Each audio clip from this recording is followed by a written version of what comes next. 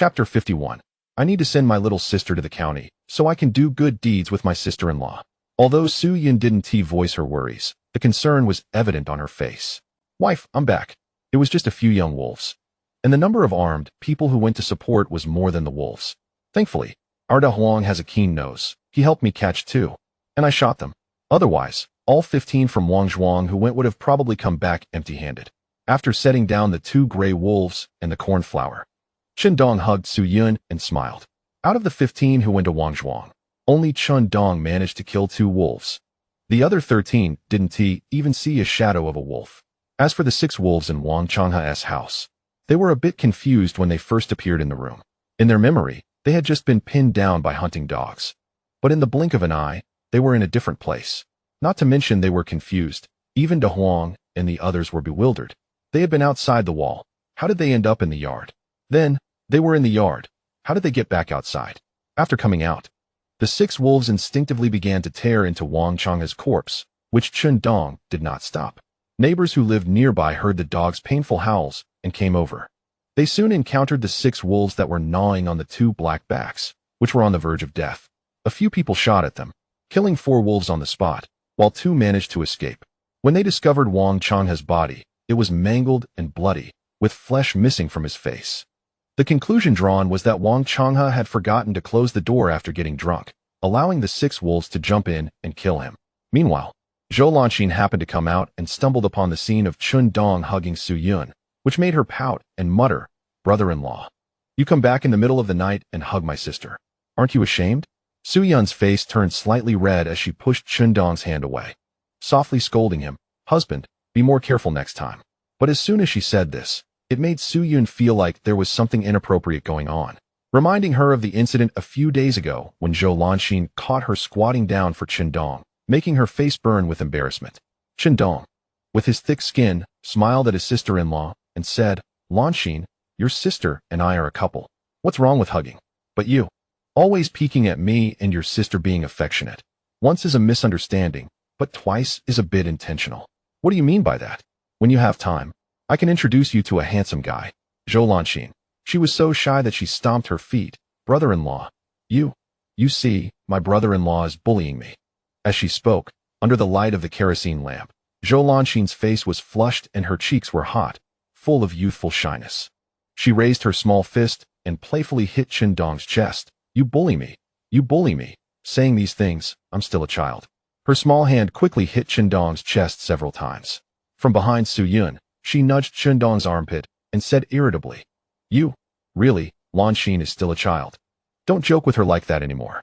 Chen Dong raised his hands and shouted, "You 2 sisters are bullying me alone. Is there no justice, no law?" A thought flashed through his mind. If in the future, Zhou Honglian and Su Yun with a child were with him, one on the left, one on the right. Just thinking about it felt good.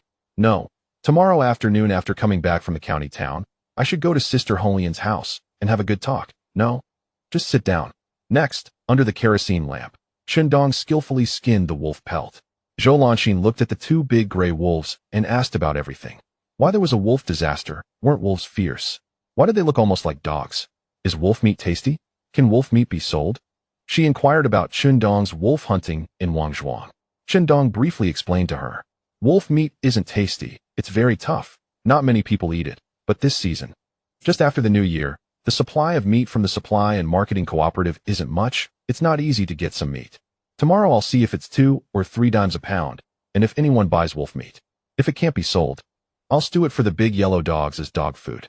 Chen Dong quickly skinned a wolf pelt, and then neatly cut the wolf's internal organs into small pieces and tossed them out. The big yellow dog squatted at the door, watching the other dogs line up to pick up the discarded wolf organs. Both wolves were male. Chen Dong kept the testicles and kidneys. These things are good for soaking in wine. They are also quite tasty when cooked. The main thing is that the wolf pelt is valuable. If I have my father process it and take it to the supply and marketing cooperative to sell, a well-preserved wolf pelt can sell for a little over 100. However, I don't plan to sell these wolf pelts after processing them. I'll find a master who makes leather clothes to make some winter vests and leather pants for my parents and you. Last winter, you and your sister were freezing so much. Chen Dong couldn't help but smile. Memories from a long time ago flashed in his mind. When Su Yun and Zhou Lanxin first came here for their first winter, They were freezing and spent all day sitting on the Kong, generally not daring to go out. It was too cold outside. At the coldest, it could reach -40 degrees. The breath of a person would immediately freeze into ice flakes. For them, who had never experienced such cold weather from the south, how could they endure such temperatures?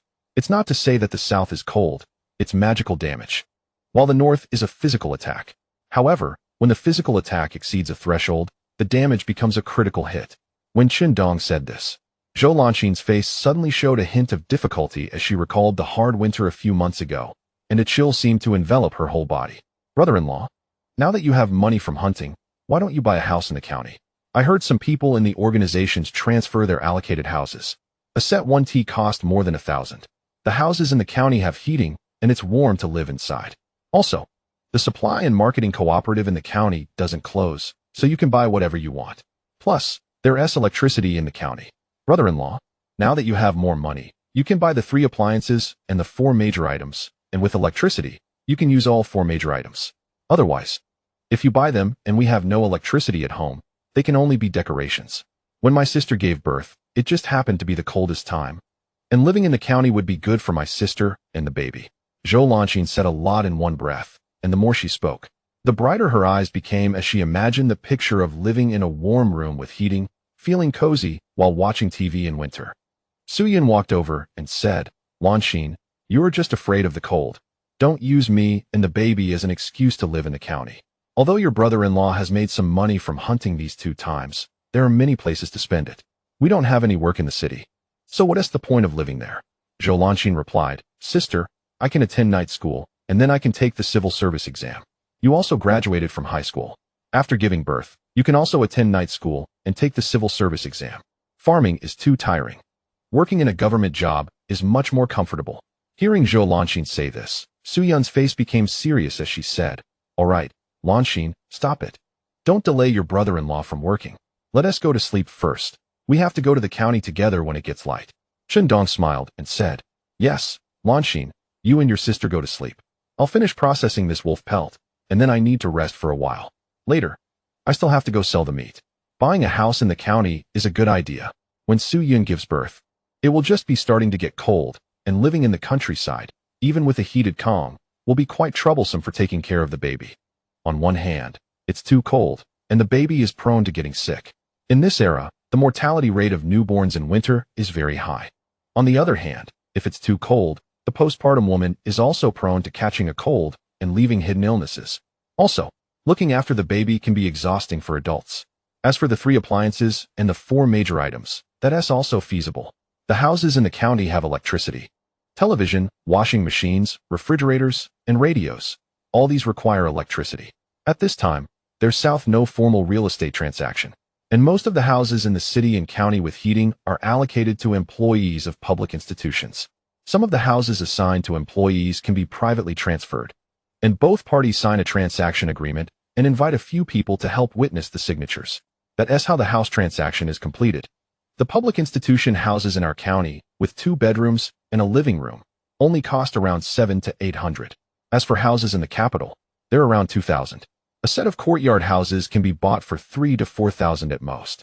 When my money increases in the future, I can buy dozens or hundreds of courtyard houses in the capital, and I won't have to do anything in the second half of my life. First, I can collect rent, and when the housing prices rise, I can sell them, and I'll be living quite comfortably. Hearing Zhou Lanxin say this, Chen Dong couldn't help but become lively in his mind. As for Zhou Lanxin wanting to attend night school and take the civil service exam, not wanting to do farm work, Chen Dong thought it was very normal. She is young and has graduated from high school. It's perfectly normal to not want to work in the fields and aspire to work in a government job. If my sister-in-law goes to the county for night school, then she can openly free up a room for Zhou Honglian, allowing her to move into his house. Just think about cuddling with Zhou Honglian under the covers while Su Yun provides cover. That's quite exciting. I have to let my sister-in-law go to the county. If she stays at home, won't that hinder his good times with his mother-in-law? Lanxin, have you forgotten how we survived? You tell your brother-in-law that you want to live in the county, want to go to night school, and take the civil service exam. What do you think your brother-in-law will think? If he thinks we can't live our current life, don't want to work in the fields, and think I don't want to follow him to live in the countryside, won't he feel uncomfortable? Your brother-in-law has just started to do better and knows to take care of the family. Wouldn't it make him think too much and not want us to live a good life? After pulling Zhou Lanxin into the room, Su Yun said seriously. After being told this by Su Yun, Zhou Lanxin scratched her head in confusion and said, "Sister, it's not as serious as you say. How could my brother-in-law think like that? You're overthinking it." However, Su Yun's next words made Zhou Lanxin feel that perhaps she was indeed saying something inappropriate. Chapter 52 Qindong. Sister-in-law, you're not my wife. It's fine to sleep a little less. Even if your brother-in-law doesn't want to, others will say things. Like his mother, big sister-in-law, and second sister-in-law. If I really let him buy a house in the county, and later we both take civil service exams, what will they think? You may not care, but if I do this, they will definitely think I don't want to live with him anymore. Su Yun frowned slightly. Zhou Lanxin pouted and said, "Seriously, those three will definitely overthink it, and then whisper in my brother-in-law's ear, especially the second sister-in-law. She loves to gossip about everything." Su Yun said seriously, "Don't mention this to your brother-in-law again. As for you, after a while, when you have more money, I'll send you to night school in the county. Once you've learned enough, you can take the civil service exam." Hearing Su Yun say this, Zhou Lanxin quickly shook her head and said, "Sister, I don't want to go to night school or take the civil service exam. With so much land at your place, I'll help you farm." Su Yun chuckled and said, "You don't need to worry about farming. I'm marrying your brother-in-law, and I'll be at home while he earns money outside. You don't have a boyfriend yet. Go to night school and take the civil service exam to do what you want to do. You can't always stay at home with me, can you?" Zhou Lanxin frowned and pouted, "Sister, do you dislike me? Don't you want me to stay at home?" Hearing Zhou Lanxin say this, Su Yun quickly reached out and rubbed her head, laughing. "Lanxin, you're misunderstanding. I'm considering you. At your age, you should be looking for a husband, right? Even if you're not in a hurry, you should find some work to do. I know you want to stay with me, but you should also think about yourself. You've been to high school for 2 years. If you attend night school to catch up, taking the civil service exam is definitely better than farming in the countryside. You don't need to worry about farming. Everyone has gone through this. Besides, your brother-in-law doesn't hunt all day, and his parents will help us. Plus, your sister Honglian and I will help each other in the future, so you don't need to worry too much about me. Just think it over." Zhou Lanxin bit her lip and nodded with red eyes. "Sister, I'll think about it." Her words revealed a sense of reluctance. Su Yun thought she just wanted to stay with her, but she had other feelings of reluctance in her heart. "Damn it. You bitch, your lover hit me again tonight. He must be looking for an excuse to hit me just to vent his anger for you. You still say you have no contact with him? If not, why is he taking it out on you?" Back home, Qindong, thinking about how Qindong had kicked him hard tonight and then scolded him in front of everyone, was filled with anger. Seeing Zhou Xianglan sleeping with her back to him only fueled his anger. He picked up a half-bamboo stick and swung it at her. Zhou Xianglan, who was sleeping soundly, was suddenly hit and woke up in pain. Hearing Chun Dongcheng's words, she shook her head, her hair messy, and shouted angrily, "Chun Dongcheng, you bastard, how dare you slander me like this? If you had any guts, you would ask him in front of me. Since I married you, I have never done anything to betray you. Why did he hit you? Don't you have any self-awareness?" Seeing Zhou Xianglan dare to speak to him like this only made Chun Dongcheng angrier. He swung the bamboo stick at her again, making a loud crack. "You bitch. You dare to retort. I'll beat you to death. You have an affair with him. Why won't you admit it?" Zhou Xianglan, after being hit a few times by Chun Dongcheng, remained motionless, not speaking or arguing, with tears blurring her eyes again. If it weren't for her 6-year-old daughter needing a mother, she would have killed the man in front of her and walked away. After beating Zhou Xianglan, Chun Dongcheng sat on a stool, smoking a cigarette angrily, cursing, "Damn Qindong, I'm waiting for you. When you go into the mountains, I'll follow you with a gun and shoot you, then throw you into the mountains. These past few days, it's been beatings and scoldings. Does he really think I'm afraid to kill him? When you die, just wait and see how I deal with your little wife." Hearing Chun Dongcheng curse, Zhou Xianglan just smiled disdainfully. She knew he was just venting his anger, and couldn't he possibly do anything to Qindong? Thinking about how he was beaten by Qindong made Zhou Xianglan feel like he deserved it. She had already heard from several women during the day about how he was beaten by Qindong. It was because Chun Dongcheng had a big mouth, and when Qindong wanted to go hunting in the mountains, he actually cursed him to death. Isn't that asking for a beating? However, hearing him say he would sneak into the mountains with a gun to kill Qindong made her worried, even though she knew Chun Dongcheng was just talking big. 3 years ago, when she and Qindong were close, although they only held hands, she had strong feelings for him. Dong's handsomeness and the way he spoke captivated her. But Dong's family was strongly against them being together. Zhou Xianglan knew that as a widow, she indeed didn't match up to Dong. As for why she later chose to marry into Chun Liutuan among several suitors, she knew that marrying into Chun Liutuan meant she might draw some gossip if she frequently encountered Dong. But at that time, she had a strange and uncontrollable thought that this way, she could watch Dong more closely. Just seeing him from afar was enough for her. Looking back now, she felt so foolish. If she hadn't had that thought back then, marrying into another village might have meant she wouldn't have been beaten by Dongqing every few days. Nor would he constantly suspect her of having private contact with Dong, head of the family. Today I thought about what Lanqing said, and I believe she should go to night school and take the civil service exam. She can't just stay at home farming with me. After seeing Dong return to the bedroom, Su Yun, who was originally lying on her side, turned to Dong and said. Dong replied, "Wife, why aren't you asleep yet?" Su Yun said, "I was waiting for you." Dong then said impatiently, "Why are you waiting for me? You need to rest well with your belly." He then placed his hand on her belly and chuckled. It would be great if Lanqing could go to night school and take the civil service exam. Once she goes to the county, we can free up that room she has been sleeping in, and then when Honglian comes, she'll have a place to stay. Su Yun actively hugged him and softly said, "Head of the family, I hope you won't overthink things. No matter what happens in the future, I will always be by your side." Dong reached out to rub her head and then hugged her tightly, saying, "Wife, you don't need to think too much. You're mine for life. Where would you run? No matter how far, I'll bring you back." Hearing Dong's words, Su Yun buried her head in his arms, revealing a sweet smile. Little 5, did you also go to hunt the greenskins last night in Wangzhuang? There's no one in Wangzhuang. They must be blaming you for the incident, right? Early in the morning, as the old man drove the mule cart over, he immediately said to Dong, "Yesterday, I heard Zhuzi mention that a few wolves followed them down the mountain, and I heard others talking about the greenskin incident in Wangzhuang early this morning." Dong also went to assist, and was the only one among the dozen or so people from Chun Liutuan who managed to catch 2 greenskins. He is an experienced hunter, and connecting Zhuzi's words with Dong's visit to Wangzhuang after returning, it was natural for him to associate the greenskin incident with Dong. Perhaps the greenskins followed Dong to the entrance of Wangzhuang and then caused the ruckus. Many people also knew about Dong returning with several wolfskins. This made the old man worried.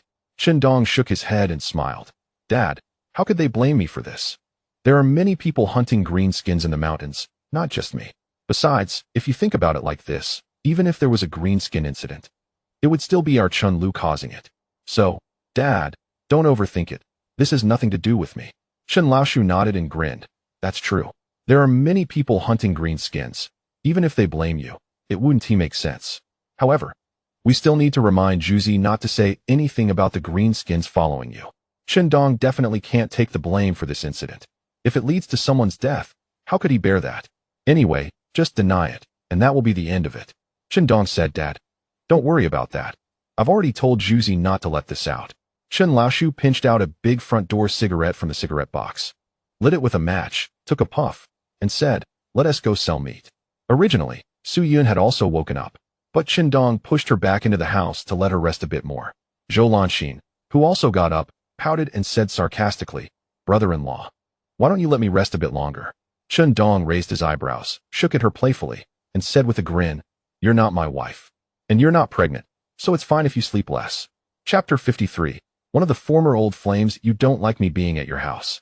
When I go to the county to attend night school later, I won't stay at your house anymore. Zhou Lanqing rubbed her delicate nose and huffed at Dong. Turning her head, she wiped away the tears that had seeped from her eyes. Dong smiled and said, "Lanqing, it's great that you're going to night school. Finding a job in a public institution is much better than working in the countryside. I'll cover your living expenses for night school. If you become a big leader in the public institution later, don't forget your brother-in-law in the countryside. Take good care of us then. Once you leave, Sister Honglian can also come here often to sit." "That's right, very good. Otherwise, if you live here and we keep bumping into each other while doing business, that would be quite awkward. I'm content to have a connection with Su Yun and Sister Honglian among you 3 sisters. As for you 3 sisters being able to eat from the same pot, just dream on." The old man also nodded and smiled. "Yes. It's good for Xiao Zhou to take the public institution exam. It's better than doing nothing at home." Zhou Lanqing pouted and muttered, When I really become a big leader in the future, I won't take care of my sister, nor will I take care of you. Chen Dong clutched his chest, pretending to be heartbroken. Lanxin, if you're like this, you're too ungrateful. I treat you so well usually. Zhou Lanxin rolled her eyes at Chen Dong, then huffed and said, not at all. You're not good to me at all. Chen Dong couldn't help but shake his head. How could I not be good to you? What do you want me to do? Hug and kiss you? Slap. The old man patted Chen Dong's shoulder and said sternly, Little Five, you speak too casually. Hurry up and load the meat onto the mule cart. After selling the meat, bring me the double barrel to use. Chen Dong asked in confusion, Dad, what do you need the double barrel for? The old man cursed and said, Yesterday afternoon, a big group of birds gathered by the well in front of our house, flying down to drink water. Why do these things have to come to my well to drink water when there's so much water in the mountains? They've left a lot of bird droppings in my well. How am I supposed to drink water in the future? Am I supposed to drink their poop soup? Just now, I saw another big group of birds chirping around the well again. Today during the day, I'll take the gun and guard the side. Shoot a few waves of them, and stew them for soup. Chen Dong couldn't help but laugh. Dad, what is so interesting about the water in your well? Why do so many birds gather here? Suddenly, Chen Dong thought of something. He had dropped a drop of spiritual spring water in the well early yesterday morning. Could it be that the spiritual spring water dissolved in the well attracted those birds? Thinking of the dogs, De Huang and the other dogs, as well as De Li and Xiao Li, the two big reindeer, they all looked very satisfied when they took the spiritual spring water. The dogs were dazed. And even De Li and Xiao Li became excited after drinking the spiritual spring water. This made Chen Dong very sure that the well at his dad's house was attracting so many birds because of a drop of spiritual spring water. The spiritual spring water has a strong attraction for animals. Could I use the spiritual spring water as bait, set a trap in the mountains, and lure the prey in? I wouldn't have to run around the mountains. I could just guard the trap. Thinking that if the spiritual spring water is so attractive to animals, he thought of the method of setting traps for hunting. There are several methods for hunters in the mountains: tracking the prey, discovering the target, and shooting with a gun, raising hunting dogs for dog hunting, setting traps or using snares, etc., or training eagles to catch small prey. Setting traps is generally used to ambush large animals. At places where large animals frequently appear or on animal trails, when the animals pass by, they fall into the trap or trigger it. Compared to carrying a gun and searching for animal tracks with dogs, setting traps is safer and doesn't require so much effort. You just need to regularly check the traps. However, when setting traps, it's important to make obvious warnings around to remind others to be careful and not to get accidentally harmed by the traps. However, setting traps has its downsides. If the traps are not checked in time, others may take away the prey. Although picking up someone else's prey from traps will lead to some gossip if discovered. Isn't it delightful to find ready-made prey? The spiritual spring water not only enhances the physical quality of animals and the quality of their meat, but also significantly improves plant growth and the roots and fruits of plants. However, he doesn't plan to use the spiritual spring water for planting crops. There's no need, as he doesn't lack money for growing crops. Using the spiritual spring water on hunting dogs and reindeer to attract prey is fine, but using it on crops and vegetables would easily raise suspicions since his crops are already better than others. Little Five, you're amazing. Yesterday you went into the mountains and shot 4 sika deer and a few roe deer, and you even got a few green skins. You're getting rich. You must get rich, Little Five. Just the 4 sets of deer antlers can sell for over 1,000. You're completely set. Little Five, your marinated deer meat is delicious. It's very tender and tastes no worse than farmed pork. Give me 2 pounds of raw meat. I'll make 2 pounds of stuffing for dumplings. Little Five, why didn't you bring out the deer whip, deer eggs, and deer kidneys? Did you hide them at home? Your wife is pregnant now. Can you find women to help? Haha, Xiao Wu, why don't you sell those interesting things like deer antlers? Don't keep them to yourself. Your wife is pregnant now and won't need them anyway. Xiao Wu, if you're lucky and catch a couple more big game, you could easily find 1 or 2 women without any problem. You're amazing, Xiao Wu. I heard that you were the only one from our village who caught 2 green skins when everyone went to Wangzhuang. I also heard that after you came back from hunting yesterday, you went to help your sister-in-law in Wangzhuang and ended up beating a few people there and scolding them so badly. That Wang Kuan-yu is really something. When your sister-in-law and her husband borrowed a little money from him, he actually tried to detain her and wanted her to marry him instead. And her fiancé is Wang Chuanyo's cousin. Wang Kuan-yu is truly a beast, even coveting his cousin's wife. He deserves to be punished for that, and ended up getting bitten to death by a green skin. A total of 7 people in Wangzhuang were killed by wolves. You can't say that people can do bad things without consequences. Otherwise, heaven will find a way to take them away. Just like Wang Changhe from Wangzhuang. I heard he was bitten to pieces by wolves, with his neck completely severed. That guy was always up to no good. When Shindong was selling deer meat and roe deer meat at the village market, many villagers gathered around his stall, teasing him and talking about his hunt in Wangzhuang and the deaths of several people there. Shindong had mentioned before not to joke about him and his sister-in-law, so the villagers refrained from making such jokes. As for the wolf incident in Wangzhuang and Shindong's hunting trip yesterday, everyone smartly avoided discussing any connections between the two. Not everyone is as foolish as Chun Dongcheng to bring up such topics in front of everyone. That would just invite trouble. If someone tries to pin the blame on Chun Dong for the deaths in Wangzhuang, that would surely offend him. Brother-in-law, Wang Changhe was killed by a wolf? Zhou Lanxin asked timidly. Chun Dong nodded. Yes, he was drunk and lying at home when a pack of wolves came in through the open door and killed him, tearing him to shreds. Zhou Lanxin's face paled slightly, and she nervously stuck out her tongue, then whispered, Brother-in-law, you have to be careful when you go hunting in the mountains in the future. It's dangerous to make money this way. Shindong smiled and ruffled Zhou Lanxin's hair, saying, Don't worry, your brother-in-law is quite capable. Hunting is certainly not a long-term solution. Shindong never intended to rely on it for a living.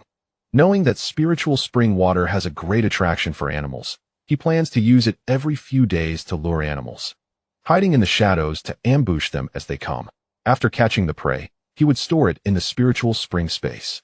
Each time, he would only take out a few animals to sell. If he brought home a lot of game every few days, many people would surely be envious. Just like this time, when others talked about how much money he made, some looked at him with strange expressions. In this era, just a year after the collective meal system ended, when everyone started from the same starting line, he suddenly became wealthy. How could many people not feel envious? Fresh venison is sold at 0.8 yuan per pound, while marinated venison is sold at 1.5 yuan per pound. Besides the materials used for marinating, a pound of fresh meat can yield about 6 to 7 taels of marinated meat, which is considered good. The roe deer meat is sold for 0.7 yuan per pound, and marinated roe deer meat is sold for 1.3 yuan per pound. He sold about 100 pounds of both types of fresh meat and still had more than 200 pounds left.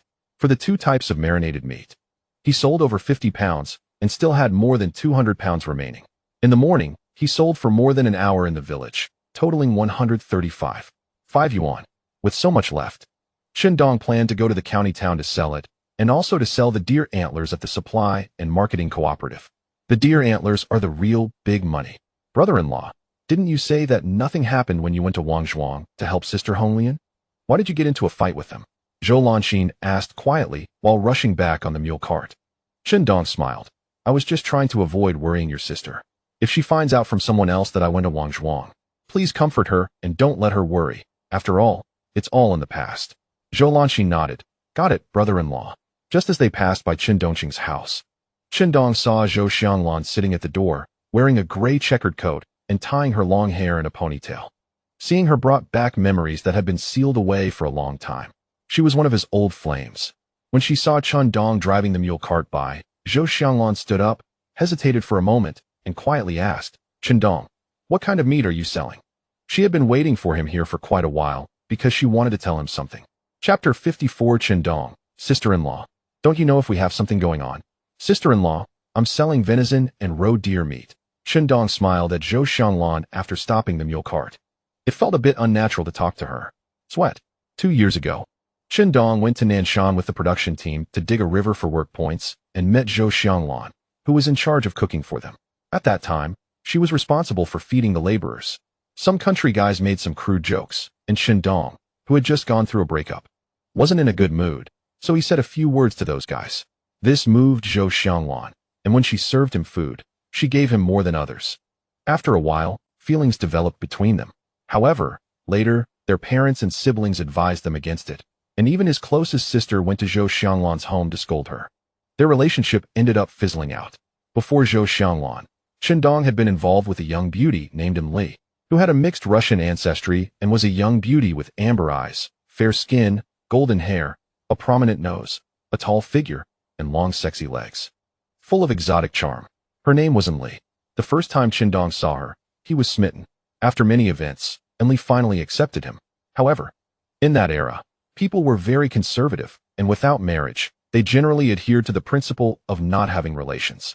Later, Enli's family took her back to the city and told Qindong that their social statuses were too different and that he, a farmer, should not think about marrying a swan. This hit Qindong hard. How much is the fresh meat? Zhou Xianglan asked. Qindong replied, Sister-in-law, venison is 0.8 yuan, and roe deer meat is 0.7 yuan.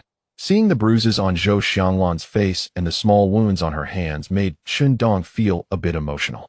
However, he couldn't say much. She was already married, and he was also married with a pregnant wife. There really wasn't much to say, especially since everyone in the village knew she was once his old flame. It would just be looking for trouble. Then give me 2 pounds of fresh venison, Zhou Xianglan said with a light flick of her long hair, smiling. Qindong nodded and smiled. All right, 2 pounds at 1.5 yuan, I'll cut you 2 pounds. Saying this, Qindong took a small knife and cut a piece from a large chunk of venison, then weighed it on the scale. 2 pounds and 1 tail. I'll charge you for 2 pounds, Qindong said with a smile. Zhou Xianglan took out 2 crumpled yuan bills from her pants pocket and handed them to Qindong. As Qindong took the money, he noticed a small piece of paper among the bills, which had some writing on it. He pretended not to see the note and just held the money in front of her, smiling as he asked, Sister-in-law, do you want some more roe deer meat? While speaking, he manipulated the note into the spiritual spring space. He wanted to see what his former lover had written to him. Was she trying to flirt with him? Or what was going on? After the note entered the spiritual spring space, he checked it with his consciousness and saw it read, Qindong, be careful when you go into the mountains recently. Qindongqing may want to harm you. Qindong quickly took the note out of the spiritual spring space and placed it between 2 1 yuan bills. No more roe deer meat. 2 pounds of deer meat is enough to eat. Zhou Xianglan shook her head and smiled. Qindong stuffed the money back into her hand and said, Sister-in-law, forget it, I won't take this money. You just take these 2 pounds of meat to eat. Zhou Xianglan quickly reached out to stuff the money into Qindong's hand, saying, Qindong, hunting isn't easy for you. How could I not give you money? Take this money. If you don't accept it, I won't take the meat. Qindong waved his hand and laughed. Sister-in-law, just take the meat and eat it. Saying this, he drove the mule cart forward. Knowing Zhou Xianglan's thoughts, Qindong refused the money. He was looking for a way to kill Qindongqing. Even without Zhou Xianglan's reminder, he would do the same. And with her reminder, Qindong would definitely speed up the process. Therefore, he couldn't let Zhou Xianglan know that he already knew about the matter she warned him about. By then, even if Qindongqing died, Zhou Xianglan wouldn't know that it was Qindong who did it. He didn't want others to know the secret of killing Qindongqing. Watching Qindong drive away in the mule cart, Zhou Xianglan wanted to catch up and give the money to Qindong, letting him know about the note and the money. I just want to give you a reminder. Why won't you take the money? Zhou Xianglan felt a bit anxious. I'll find a way to tell him in person when Qindong is alone. What did he mean by giving me 2 pounds of meat for free? Looking at the 2 pounds of deer meat Qindong gave her, Zhou Xianglan couldn't help but overthink. Brother-in-law, you are quite generous. Even giving 2 pounds of deer meat to your old lover to eat, Zhou Lanxin said sarcastically from the other side of the mule cart. Qindong's forehead broke out in black lines. Lanxin, what nonsense are you talking about? I gave her 2 pounds of meat mainly to show face to Brother Deshang. I was a bit impulsive when I slapped him twice yesterday. Giving them 2 pounds of meat is like an apology. His mind was working quickly as he explained. He mentioned the incident of slapping Qindongqing, and last night Su Yin asked about it. Qindong explained the reason for slapping him, and Su Yin said it wasn't good for Qindong to hit someone since they were all from the same village. Zhou Lanxin continued sarcastically. I thought you still had contact with him. She specifically married into this village. I heard that Brother Deshang beat her a lot because of your past with Sister Xianglan. Saying you two still have contact. Qindong shook his head in disbelief. Lanxin, don't listen to those gossipy old women, okay? What contact do I have with her? If you say that, your sister will start to think wildly. She married into this village. What does it have to do with me? Now she is my sister-in-law. And when I see her, I call her sister-in-law. What's the problem with that? You follow me around all day, and many people in the village say we have something going on. A few days ago, didn't I scold them and tell them not to talk nonsense? If you say it like that, then we have something going on too. You know whether we have something or not, right? Zhou Lanxin blushed and stubbornly replied. How can it be nothing? I saw it that day. Qindong couldn't help but cough to interrupt her. My little sister-in-law really dares to say anything. It's too bold. Seeing Chun Dong's awkward expression made Zhou Lanxin raise her chin proudly. Soon, they returned home and finished eating the breakfast of wild vegetable noodles that Su Yun made. The fragrant wild vegetables, delicious braised meat soup, rich chicken offal, and soft hand-pulled noodles were so good that Chun Dong ate 2 large bowls. While having breakfast, his father, who hadn't gone with him to sell meat, but instead took a double-barreled shotgun to the well to shoot birds, came over with more than 20 birds. I squatted all morning and shot 3 waves of birds. Some are edible. Xiao Wu, take these to your elder sister and second sister. Let the kids and their family have a taste. His father placed the birds on the ground and continued grumbling. Today I have to stay by the well all day. I want to see if those birds dare to come over again. I suspect that dog brat threw something into the well to attract the birds, which is why so many came to drink. Upon hearing this, Chun Dong couldn't help but chuckle. He wanted to tell his father, "Dad, stop scolding. If you call me a dog brat, aren't you also an old dog?" After finishing the meal and tidying up a bit, Chun Dong packed up the things for his eldest sister in the county and his second sister in the neighboring town. Then he set off with Su Yun and Zhou Lanxin in the mule cart. 5 dogs followed closely around the mule cart, while 3 were left at home to guard. According to the plan, Chun Dong would first go to the county market to see if he could sell the remaining deer meat, then to the supply and marketing cooperative to sell the deer antlers and buy some things. After that, he would take Su Yun for a checkup at the hospital. On the way back, he planned to visit his elder sister's house in the county and then take a detour to visit his second sister's house in the neighboring town to bring his mother back home. However, after leaving Chun Liutuan, they reached Jiangjiagu, where the couple planned to talk to Zhou Honglian and give them a few pounds of deer meat. But when they arrived at Zhou Honglian's house, what happened in front of them made Su Yun and Zhou Lanxin unable to hold back their tears. Chapter 55, The Petty Little Wife. Sister Honglian, don't worry too much. Good people will have good fortune. Brother-in-law will be fine, Su Yun said with red eyes to Zhou Honglian. Zhou Lanxin, also with red eyes, complained unhappily, "Isn't your second aunt worried about brother-in-law's health? So she's deliberately trying to upset him?" Chun Dong said, "Lanxin, don't say that. Sister Honglian, don't worry too much. Soon, Su Yun and I will go to the county. Right by the hospital. You can tell me about the medicine brother-in-law usually takes or give me his medical record so I can ask the doctor if they can prescribe some good medicine." This morning, Jiang Dapeng's second aunt came to visit him and accidentally let slip that his cousin Wang Kuan-yu had detained Zhou Honglian yesterday, trying to force her to marry him. Last night, Wang Kuan-yu was bitten to death by a wild dog, and they said it was retribution. After hearing this, Jiang Dapeng cursed Wang Kuan-yu for being a beast, going too far, and then spat out a mouthful of blood, fainting like that. Even though he woke up later, he looked much weaker. "No need. I'll go to the town to buy medicine myself. You've already troubled yourself enough." Zhou Honglian shook her head with red eyes. Chun Dong said, "Sister Honglian, you're being too polite. We're not outsiders." Su Yun also echoed this, and Zhou Honglian nodded, handing Chun Dong the medicine that Jiang Dapeng usually took, as well as his medical record from the county hospital, asking him to buy the medicine. Watching the 3 leave, Zhou Honglian let out a long sigh, feeling very complicated. She thought, if something happened to Jiang Dapeng, she would become a widow. Although her relationship with Chun Dong made her truly feel like a woman, and she enjoyed that thrilling feeling, her relationship with Chun Dong could only be kept behind closed doors. She neither wants Jiang Dapeng to get into trouble, nor wants to deal with Chun Dong's situation. "You two shouldn't take this matter too much to heart. Let us find a way to buy medicine. If that doesn't work, we can wait until we sell the deer antler and make some money to move Jiang Dapeng to the county for proper treatment. Things happen because of human effort. We've done our part, and as for the outcome, that's up to fate. No matter how much you worry or feel sad, what is meant to happen will happen, and we must face both the good and the bad." Chun Dong looked troubled on the mule cart and said gloomily to the 2 women, "Brother-in-law, what are you doing? You're so sick now. Isn't this delaying my plans? I was thinking of spending a few more days with Sister Honglian." Thinking of Zhou Honglian's exaggerated grain storage and her plump, sexy legs, Chun Dong, who had just started enjoying good food after being reborn, naturally wanted to indulge a bit more. But with his brother-in-law sick and his sister in a bad mood, he couldn't just think about that.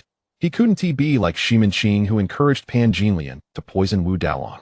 He wondered if Jiang Dapeng could hold on for a few more months. Chun Dong actually thought about using spiritual spring water to improve Jiang Dapeng's health. Spiritual spring water is so powerful, it should have some effect. But forget it. Everyone has their selfishness. Although he didn't want to be like Shimin Qing, he also didn't want to be a modern-day Huata. It would be better if Jiang Daping died. Since Zhou Honglian is his woman now, it feels strange for her to be with her husband Jiang Daping all the time. Big sister, brother-in-law is right. Don't worry too much. If you buy him medicine and take him to the doctor, if something happens to him, it's just his fate, one of the women said. 2 hours later, at around 10:30 a.m., Chundong arrived at Shanghai County with the mule cart. After leaving the village and passing through several small towns, the road leading to the county city was a relatively flat cement road, and the mule could jog a bit. The streets were lined with low houses, with a few red brick buildings, but they were all about 5 or 6 stories high. Walking on the slightly narrow streets of the county, with pedestrians dressed in clothes typical of that era, and some riding bicycles, along with sporadic military green jeeps on the road, Chundong could deeply appreciate the stark contrast between this era and the one before his rebirth. Brother-in-law, once you sell the deer antler, you can buy a bicycle. Then you can ride it and take my sister to the town and the county to have fun, Zhou Lanxin said, looking at the many people riding bicycles on the road, unable to hide her envy. Chundong smiled and said, I was thinking of buying a bicycle. But your sister's situation isn't suitable for riding one right now. The mule cart is just fine, Zhou Lanxin replied, but you can ride it yourself. It would be so convenient to go to the town and the county, or you can carry me around for fun.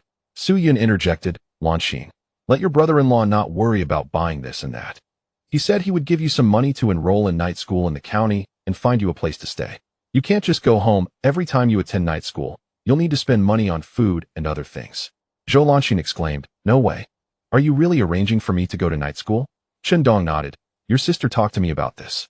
I thought if you're going to night school, you should start as soon as possible so you can learn enough for job interviews at public institutions. The sooner you start working, the sooner you can earn money. Zhou Lanxin pouted, her cheeks puffed up like a goldfish blowing bubbles. Okay, fine. Chundong said, all right, when we go to my eldest sister's house for lunch, I'll ask her to help check on the night school. His eldest sister is named Chen Chunhua, and his second sister is named Chen Xia. The eldest sister is the second child among the 5 siblings, and the second sister is the third. The eldest sister's eldest child is 19 years old and is a daughter, around the same age as Zhou Lanxin, preparing for college entrance exams this year. The pre-exam is in late May, and the official exam is around July 7th or 8th. The college entrance examinations were reopened in winter 1977. In this era, the college entrance exam consists of a pre-exam and an official exam. The pre-exam is to screen students eligible to take the official exam. Soon, they arrived at the agricultural trade market in Shanghai County. Compared to the agricultural market in Dafeng Town, this market was much busier, with more vendors. There were crowds of people and stalls filled with various agricultural products and mountain goods. The stalls and the board shelters on both sides were also full of different agricultural products and mountain goods. The stalls on the cement slabs and the board shelters were fixed and required a monthly stall fee. As for the stalls outside, they were temporary. As long as one sets up a stall and pays a fee of 20 cents to the manager, they can sell, of course, depending on the size of the stall. In the fall of 1981, the state issued a red-headed document allowing individual businesses. In fact, many individual businesses had already been opened in 1980. Brother-in-law, this place is much livelier than our town. So many vendors, it's really bustling, Zhou Lanxin said, unable to contain her excitement as she looked at the lively scene. That is for sure. The county is definitely more lively than the village. You'll get used to living in the county, Chundong replied. Zhou Lanxin pouted. Before long, Chundong found a good spot for a stall. The elderly man who was selling in front had just finished selling and packed up to go home. So Chundong took over his stall. A middle-aged man wearing a red armband came over to collect the stall fee. Chundong paid 20 cents and received a receipt about the size of a grain ticket. As soon as the cloth covering the deer meat was lifted, people surrounded him, inquiring about the price of the deer meat. Half an hour later, he sold over 500 jin of meat and was left with just over 20 jin. Deciding to close the stall, he left some meat for his eldest and second sisters, about 10 jin each. The price was the same as in the village, but it sold much faster in the county market. Mainly, his price was cheaper than others selling sika deer and roe deer meat by more than a dime. Plus, his meat was fresh. So many people came to buy from him, including a buyer from a county guest house who directly ordered 120 jin. Of course, Chundong gave him a discount of a dime since he was buying so much meat. His meat was already cheap, and with the extra discount, the buyer could make a profit of a few cents. Since he had a lot to do today, He wanted to sell the goods quickly. Wife, you take this money, Shindong said, handing Su Yun the 356 yuan he earned from selling meat. Looking at the stack of money in front of her, Su Yun was momentarily stunned, and Shindong chuckled. Wife, just keep this money. From now on, you'll manage the household finances. Zhou Lanxin chimed in, brother-in-law. You still need to sell the deer antler, right? The money from selling the antler should be more. You should give some of that to my sister too. Su Yun rolled her eyes at Zhou Lanxin. Your brother-in-law is out here. He must have expenses. I'll only manage part of the money. Saying this, she took the money Shindong handed her. As the head of the household, I'll take care of this money. Just make sure to give me a portion of the money from selling the deer antler. Shindong couldn't help but smile at his silly wife's little schemes. She said she would manage part of the money, but also wanted him to ensure she got a portion. In a family, women often have a deep obsession with managing money. However, men should also have their own little stash. In the county agricultural market, seeing so many farmers selling mountain goods sparked an idea in him about a potential money-making venture, digging ginseng. He could send a Huang and the other dogs into the mountains to dig ginseng while he hunted. They could help him find wild mountain ginseng. While strolling through the market, he let the Huang sniff the mountain ginseng and look at the freshly dug mountain ginseng, asking it to remember the taste and the shape of the leaves. It was a gamble anyway, as he was already going into the mountains to hunt. A decade-old wild mountain ginseng could fetch 1 or 2,000. He heard people in the market discussing that last year someone dug up a wild mountain ginseng that was over 50 or 60 years old and sold it for 100,000. In his previous life, Shindong knew that next autumn, near a cave in a place called Xiangxiaosi Ditch in Hongxing Shilin Farm, a hunter found a king ginseng that was over 160 years old, weighing 7 taels. It was sold for 2 million in the port city. It was said that when this ginseng was dug up, there was thunder and lightning and a torrential storm. Of course, Shindong felt that the thunder and lightning and the storm were more like a fabricated story to add a mysterious touch to the king ginseng. He needed to take a trip to Xiangxiaosi Ditch. If he could find this king ginseng, he could live comfortably in this era. All right, once we finish selling the deer antlers at the supply and marketing cooperative, I'll give you the money. Just see how much you can give me, Shindong said with a smile.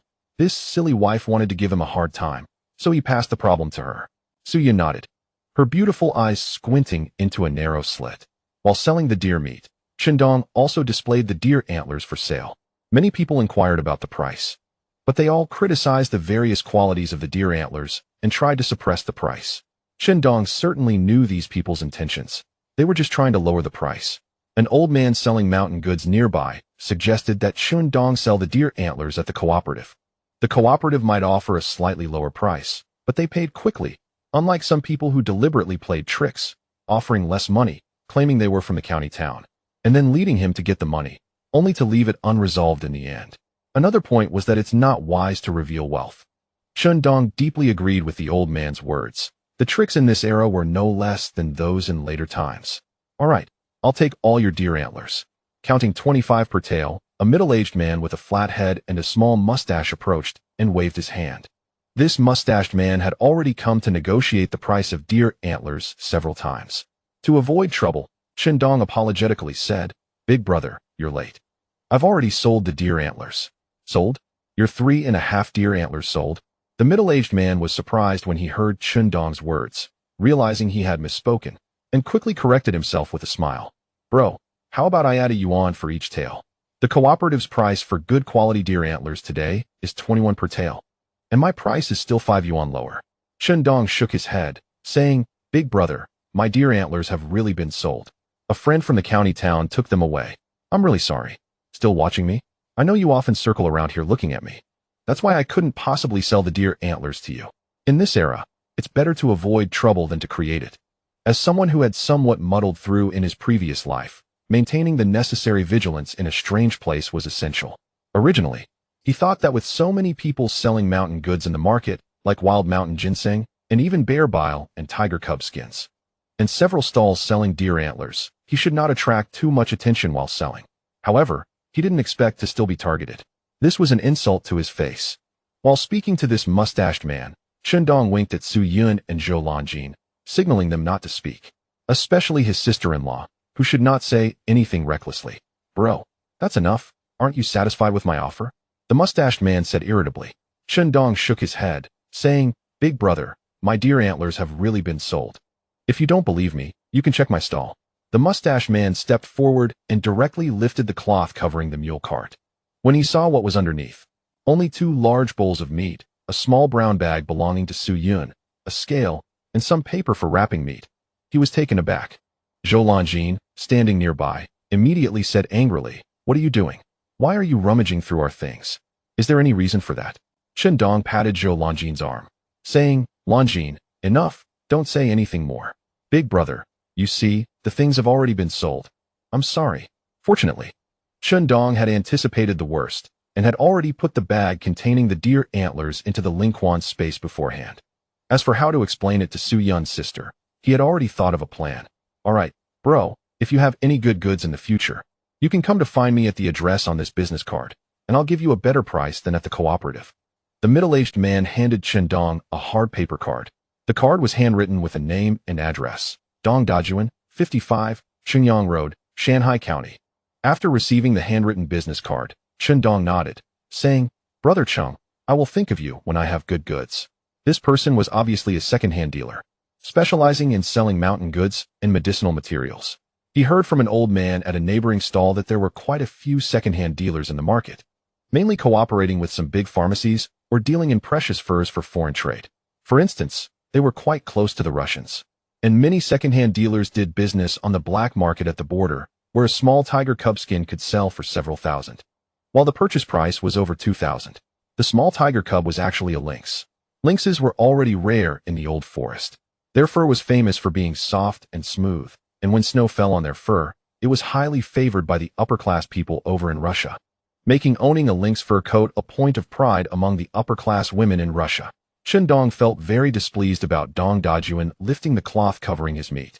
However, he couldn't say anything, as Su Yun, who was pregnant, and his sister-in-law were present, and he could only choose to endure it for their sake. Otherwise, if it were just him, he would definitely have a theory with this guy. Lifting the cloth covering someone's belongings was not proper. It was as if he was trying to force him to sell the deer antlers to him. What kind of person would rummage through someone else's stuff just because they didn't sell him anything? Really, brother-in-law, if you hadn't stopped me, I would have scolded him to death. Zhou Lanjin grumbled after leaving the market with the mule cart. Chen Dong seriously said to his sister-in-law, "Lanjin, you need to change your temper while attending night school in the county town. You can't be so impulsive. When encountering situations, think carefully first, and hold back for a moment. It's not as safe outside. Often, a single impulsive word can lead to great trouble. Just like today with that second-hand dealer. He definitely has quite a few companions in the market. If I fell out with him, he would definitely call his companions over. With your sister and you around, wouldn't that bring trouble to both of you? You can't just be quick with your mouth for a moment. It could easily offend people and cause others to hold a grudge against you." His sister-in-law indeed had a bit of a stubborn temper and was quite hard-headed. She had a bit of a fiery personality. Taking this opportunity, it was a good chance to point it out to her. If others bullied him and he didn't say anything, wouldn't he be a punching bag? Zhou Lanjin retorted with an indignant expression, "You don't understand. I have to stand up for myself."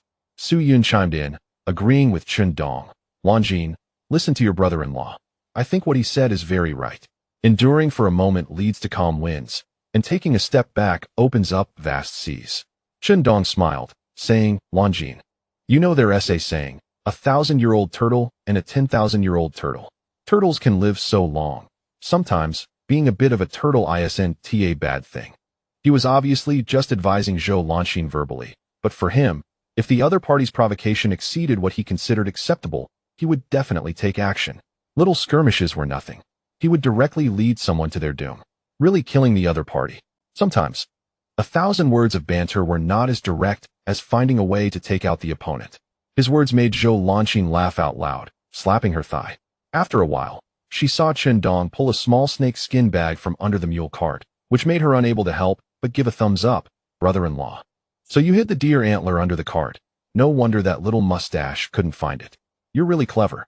Chen Dong smiled slightly, after the matter was settled. He wouldn't let that guy find it anyway. Next, Chen Dong drove the mule cart and brought Su Yun to the county hospital.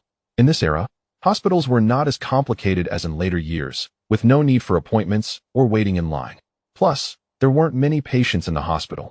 After registering, a doctor quickly called Su Yun for an examination. There were no complex tests, The doctor just took her pulse and inquired about her physical condition during this time. They also used a Doppler fetal heart rate monitor that had just been introduced 2 years ago to check the heartbeat. Everything was normal. The doctor advised them to pay attention to the diet of the pregnant woman and the balance of work and rest, which Chen Dong took to heart. Chen Dong did not ask about the gender of the fetus. In his past life, he didn't know the gender of the fetus before Su Yun's miscarriage. But before she committed suicide, Su Yun told Chen Dong the gender of the fetus after secretly inquiring from the doctor. It was a girl. For Chen Dong, whether it was a boy or a girl didn't matter. They were all his children. After leaving the hospital, Chen Dong drove the mule cart to the food factory's residential area. He spoke with the elderly doorman, saying he was there to visit his elder sister. His sister, Chen Chunhua, was the production workshop director's wife, Guo Chonglin. Upon hearing that Chen Dong's brother-in-law was the workshop director, the doorman quickly led Chen Dong and the others to the building where she lived. After tying up the mule cart and arranging for the big yellow dog to guard it with a leash, Chen Dong finally arrived at the entrance of room 302 of the brick building and gently knocked on the door. Sounds of footsteps came from inside. The door opened soon after, revealing a slightly plump woman in her 40s with a trendy short curly hairstyle. "Elder sister, I came to see you," Chen Dong said with a smile. This was his elder sister, Chen Chunhua. Chapter 57. The deer antler and roe deer antler sold for a total of 33,716. Seeing Chen Dong, Chen Chunhua immediately smiled and said, "Xiao Wu, why are you here? Xiao Yun, you came along too? Is your belly not showing yet? Xiao Zhou, come in quickly." With just a few simple sentences, Chen Chunhua made sure to welcome Chen Dong and Su Yun. The eldest sister was like a mother. Chen Chunhua was 42 this year. She helped take care of her brother Chen Dong when he was born at 17 or 18. The two sisters were very close to him, caring for their brother and his wife. Last year when Chen Dong got married, the two sisters planned to buy him a set of wedding gifts, but it was opposed by the second sister-in-law, so it ultimately fell through. However, privately, both of them gave Chen Dong 50 yuan as a wedding gift to help the couple. The new clothes that Su Yun wore last year for the wedding were bought by the two sisters. When they returned to their maternal home, they would occasionally sneak in some money to help them out. "Elder sister, I came to sell some venison, and I also wanted to visit you and brother-in-law. Here are some sika deer meat and roe deer meat, several wild rabbits and hazel grouse, as well as some birds my father shot this morning, along with some cured meat from a wild boar I hunted a few days ago. I also brought you this small bag of dried goods that Su Yun and Lanxin collected during this time, as well as some pickled tender shoots and ferns." Chen Dong lifted the large and small bags, weighing dozens of pounds, in front of Chen Chunhua. Su Yun and Zhou Lanxin also greeted Chen Chunhua. Seeing Chen Dong bring so many things, Chen Chunhua couldn't help but shake her head and smile. "Xiao Wu, why did you bring so much? Aren't you here to sell deer meat? You could have sold these deer meat and wild rabbits for money." Chen Dong laughed. "Elder sister, I've recently hunted quite a bit, so just keep these for you to eat. Anyway, you have a refrigerator at home. You can store them in there and eat them whenever you want. Why is it just you at home?" Chen Dong leaned his head to peek into the room and asked with a smile. Zhou Lanxin boasted, "Elder sister, my brother-in-law has been hunting really well recently.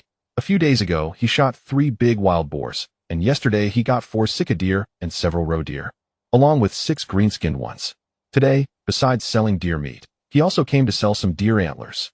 When she talked about Chen Dong's achievements, she couldn't help but feel a bit proud. Chen Chunhua was surprised to hear Zhou Lanxin's words. "Xiao Wu, you are such a good hunter now, managing to catch so many prey. Deer antlers are not cheap. I heard the procurement price from the supply and marketing cooperative is over 20. With so much deer meat, you must be able to make a lot of money. No wonder you were willing to bring me so much meat. Haha." Chen Dong grinned and replied, "Elder sister, you say that, but even if I didn't catch much meat, I would still bring you something." Chen Chunhua invited Chen Dong and Su Yun, as well as Zhou Lanxin, to sit down, then boiled water to make tea for them. She also took out some candies, sunflower seeds, and cookies for them to snack on. Sitting on the soft sofa covered with white netting, they watched a documentary on the 14-inch black and white Panda television about the Silk Road. This documentary was a joint production between China and Japan. Watching the black and white scenes and the thick narration style, Chen Dong felt a sense of nostalgia. Chen Chunhua's house was in the food factory's residential area in Shan County, allocated with a 3-bedroom, 1 living room, and 1 bathroom apartment. However, the bedrooms were quite small, around 8 to 9 square meters. The living room wasn't big either, about 20 square meters.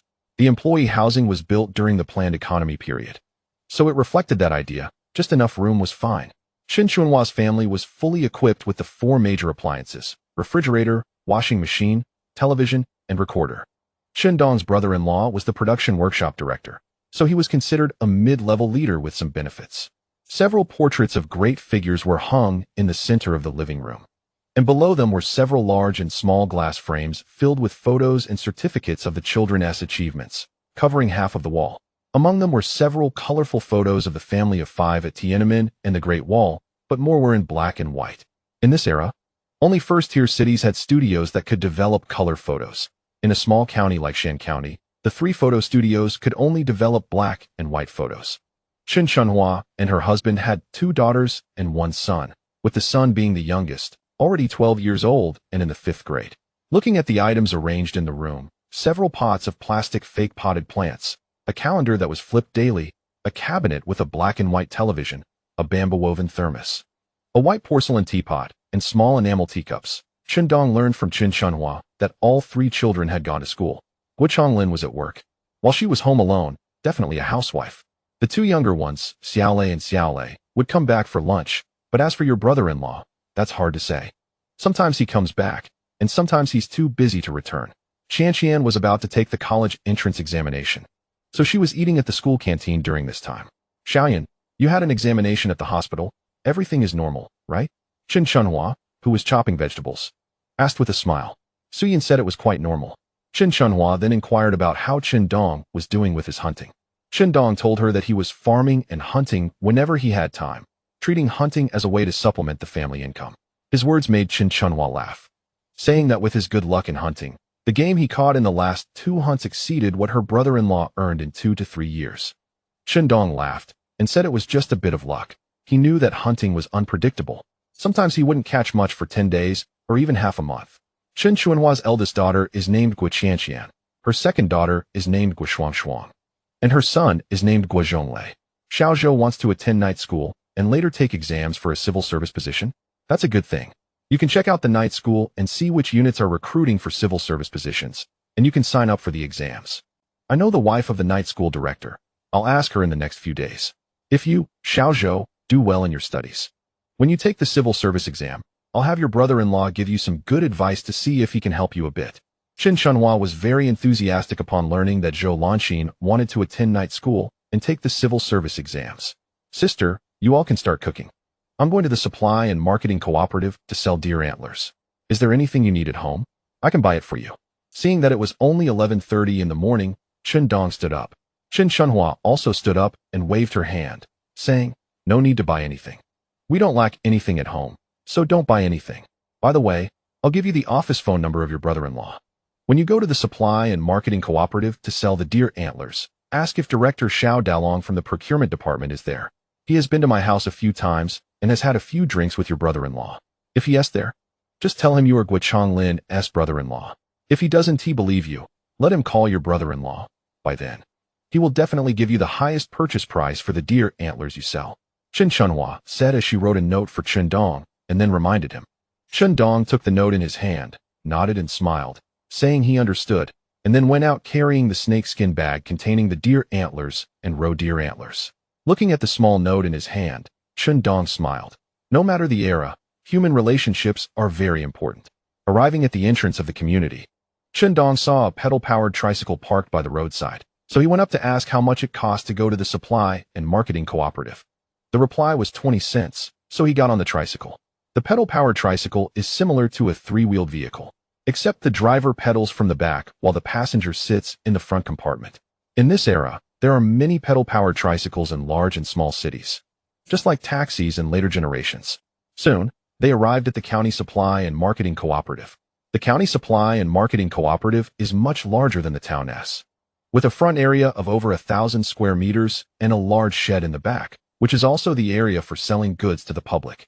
Chen Dong found a salesperson at the cooperative and told them he was looking for Director Xiao Dafei from the procurement department, mentioning that he was Guo Chonglin's brother-in-law, wanting to get something done with Xiao Dafei. Since there's this connection, and he could sell for a few hundred more, Chen Dong naturally wouldn't refuse. Upon hearing Chen Dong's credible story, The person from the supply and marketing cooperative immediately went to find Xiao Dafei. Soon, a middle-aged man in his 40s with a slicked-back hairstyle, wearing a blue uniform of the supply and marketing cooperative and with a somewhat wealthy-looking round face, approached with a smile and extended his hand to Qin Dong, saying, "Comrade, you must be Guo Chonglin's brother-in-law? You know, you really do look a bit like your sister." Qin Dong immediately shook his hand and smiled, saying, "Hello, Director Xiao, I'm Qin Dong. Qin Shunhua is my biological sister. We're from the same family, so it's normal to look a bit alike." After some small talk, Xiao Dafei took Qin Dong to his office to sit down and even called Guo Chonglin to confirm with him that Qin Dong was indeed his brother-in-law. Qin Dong quickly explained the situation. "Brother, you're hunting at home, and you're doing pretty well. You actually caught a few spotted deer with antlers. These deer antlers and roe deer antlers you brought look good. I'll speak to the people in charge of procurement and try to get you a higher price for them. Next time, if you have good stuff, just bring it directly here. We can also buy deer meat. It'll save you the trouble of going to the market to sell it." Xiao Dafei looked at the deer antlers and roe deer antlers Qin Dong brought without beating around the bush. For Xiao Dafei, as long as the purchase price is a bit higher and within the cooperative's price range, they wouldn't mind the difference of 1,000 or 800. Money belongs to the state, but personal relationships are his own. Qin Dong smiled and said, "Thank you, Director Xiao. I just got lucky and happened to run into a herd of deer in the mountains. All right, if I catch anything good next time, I'll bring it to the supply and marketing cooperative." Since others were being friendly, he wouldn't be ungrateful either. Soon, Qin Dong went to the procurement side of the cooperative with the deer antlers, asking the staff to weigh the deer antlers and roe deer antlers. "Comrade, these deer antlers weigh a total of 8 Jin 9 Liang 5 Qian at 3 yuan 2 per Qian. The total for the deer antlers is 2,864 yuan. The roe deer antlers weigh a total of 4 Jin 2 Liang 3 Qian at 1 yuan 2 per Qian. The total is 507. 6 yuan. Altogether, that is 3371. 6 yuan. Can you check if that is correct?" After the staff calculated with an abacus, they said, "The deer antlers and roe deer antlers can actually sell for over 3,000 yuan. This exceeded Qin Dong's expectations. Of course, he knew that without connections, he would at most get around 21 or 22 yuan per liang. With connections, he directly made so much profit. This was over 1,000 yuan more than he had planned. But just as Qin Dong was feeling happy, he saw someone walking into the external procurement area of the cooperative. Upon seeing him, Qin Dong couldn't help but frown because it was Dong Dajuan, the second-hand dealer he had encountered at the agricultural market who had tried to negotiate prices with him to buy his deer antlers. He didn't expect to see him here. This made Qin Dong momentarily stunned, his brow furrowing and his expression becoming somewhat unnatural because he had previously told Dong Dajuan that his deer antlers had been bought by a friend. And now they met here, right after Qin Dong had just sold the deer antlers. "Comrade, your deer antlers and roe deer antlers total 3371. 6 yuan, right?" asked the staff member at the supply and marketing cooperative. Qin Dong nodded and said, "Yes, that is correct." "All right then, I'll write you a bill, and then you can go to the finance office to collect your money." The staff member nodded and smiled immediately. This was someone personally brought over by Director Xiao Dafei from the procurement department, so of course, an ordinary staff member would treat him well. "Hey buddy, you're good at playing tricks, saying you sold the stuff to someone else, but in reality, you hid it and came to sell it to the cooperative yourself." Feeling tricked, Dong Dajuan said sarcastically. Qin Dong directly retorted, "I say, buddy, the stuff is mine. I can sell it or not. That is my business. Who are you to interfere?" Previously, it was because of Su Yun and Zhou Lanxin being nearby that he held back, but now he was alone. So he wasn't afraid of him. Dong Dajuan shook his head and laughed sarcastically, saying, "Buddy, do you really need to hide your stuff? Besides, I offered you a good price. I was giving you 26 yuan per liang for the deer antlers. How much can you sell for at the cooperative? How to earn more money? Are you anxious?" Qin Dong directly scolded. "Damn you, I just don't want to sell to you. What can you do about it?" Now that he was alone, he wasn't afraid. "No way, I'll go out later and find a chance to slit your throat and put you into the Lingquan space. I was holding back before not because I was afraid of you, but because my wife and sister-in-law were around. Do you really think I'm scared of you? Damn, you dare to insult me. I want to buy your deer antler at a high price, and you not only disrespect my kindness, but also dare to scold me. Do you want to get beaten up?" Dong Dajuan was taken aback for a moment, then pointed at Qin Dong with a stiff neck. But he was stopped by a man next to him with a bronze skin and a deep scar on the left side of his face, who said in a hoarse voice, "Dajuan, that's enough. Don't go causing trouble." Then the man turned to Chendong and said, "Buddy, when you're out, speaking so harshly can easily offend people. It's better to keep a low profile." Just then, the staff responsible for purchasing the deer antler from Chendong said, "Dong Dajuan, what are you doing?" This comrade was introduced by our director Xiao. "Do you still want to sell things at our supply and marketing cooperative in the future? Is the purchase price of 26 yuan per 2 taels too expensive? How much is our supply and marketing cooperative offering this comrade?" 32 per 2 taels. "Is that a price you can offer?" Chendong was brought by Xiao Dalong, so he naturally stood on Chendong's side. Upon hearing what this person said, Dong Dajuan was stunned and immediately felt like he was slapped in the face. Originally furious and wanting to beat up Chendong, the next moment, he forced a smile and said, "I say, little brother, if you have a relationship with Director Xiao, then I definitely feel embarrassed to buy your deer antler. With your connection to Director Xiao, the price you sell to the supply and marketing cooperative is indeed much higher than what I can offer." His smile was full of flattery, completely transforming into another persona.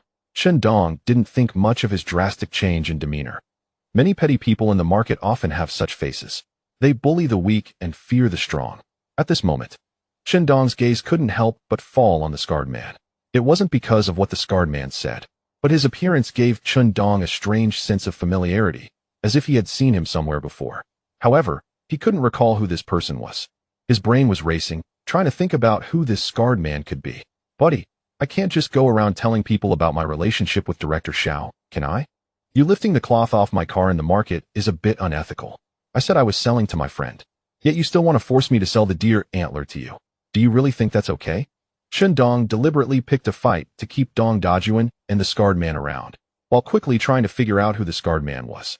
If it weren't for wanting to understand the identity of the scarred man, Chendong wouldn't bother with Dong Dalong's nonsense. He had already scolded him and slapped him in the face. "I say, this comrade, you're wrong about that. I know it's important to keep a low profile when out, but when others are riding on my head, if I don't say a few words, what's the point of being a man? Wouldn't that be like a turtle withdrawing its head?" Chendong retorted angrily to the scarred man. Upon hearing Chendong's words, the scar on the man's face twisted like a worm, revealing a smile that looked worse than crying. "Buddy, don't be too arrogant. You have to know when to bow your head.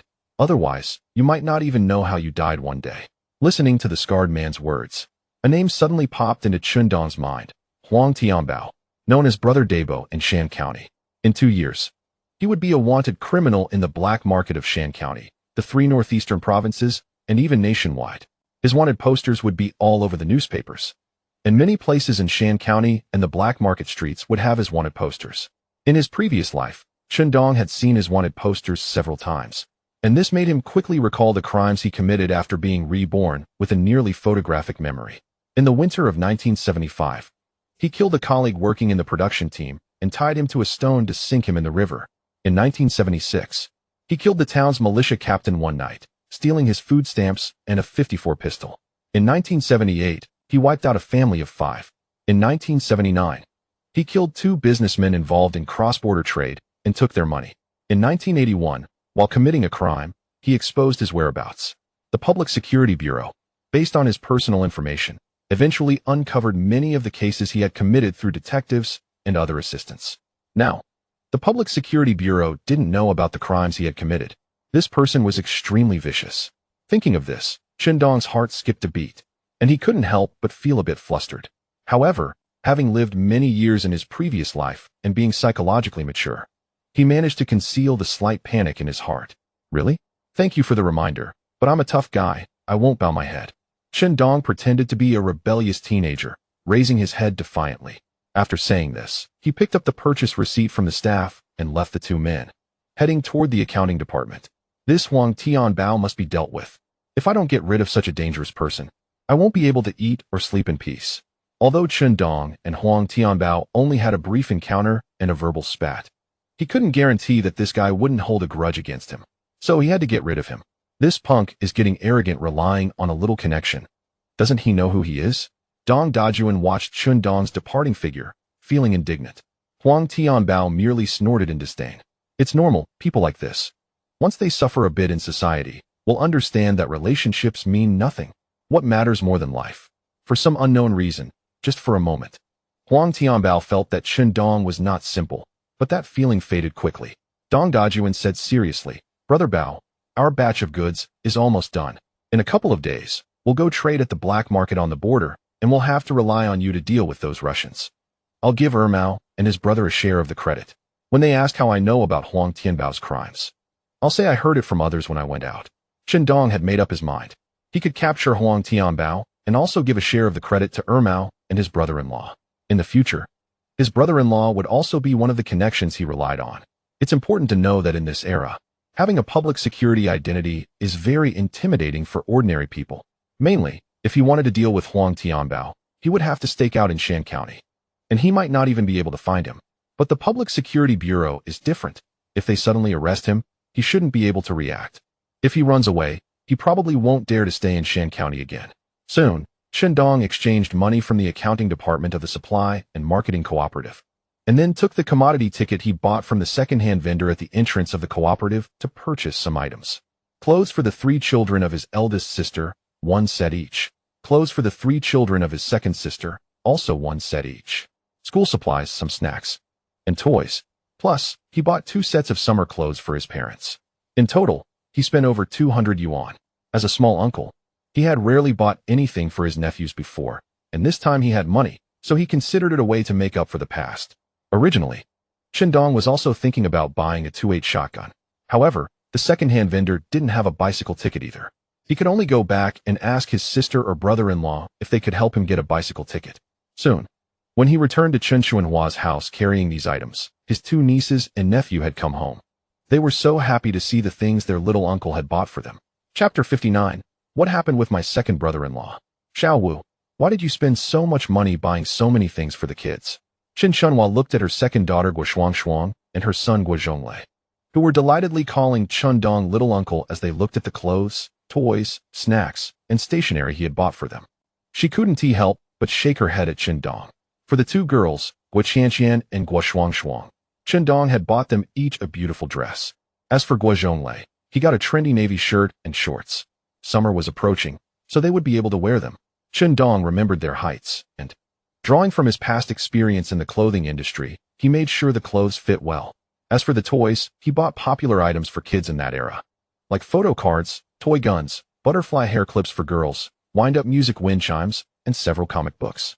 The snacks were all recommended by the salesperson as favorites among children. Chen Dong smiled and said, "Sister, what you said is not right. As their uncle, it's my duty to buy them some things. However, I don't know their shoe sizes. So here's 50 yuan for you to buy them 3 pairs of shoes." While saying this, he pulled out 5 large bills from the canvas bag he was carrying and handed them to Chen Shunhua. Although he made over 300 yuan from selling deer antler velvet, he had already spent more than 200 yuan on their clothes, snacks, and toys, plus the 50 yuan for the shoes, which was a lot of money. Shoes and clothes were quite expensive, considered luxury items in this era. A dress cost over 10 yuan, while a regular worker's monthly salary was only around 60 or 70 yuan. For instance, Xiao Dalong, the production workshop director at a food factory, earned just a bit over 100 yuan a month, not counting any extra benefits he might receive. Many fashionable clothes sold in supply and marketing cooperatives were produced in Guangdong or Shanghai, and the capital behind these clothing factories was mostly foreign investment. Foreign-funded garment factories led to relatively higher prices. The years of large-scale production had caused many domestic industries to stagnate. Even though the country announced reforms and opening up in the last couple of years, it would take time for many industries to recover. During this time, foreign investments and foreign trade were making a lot of money.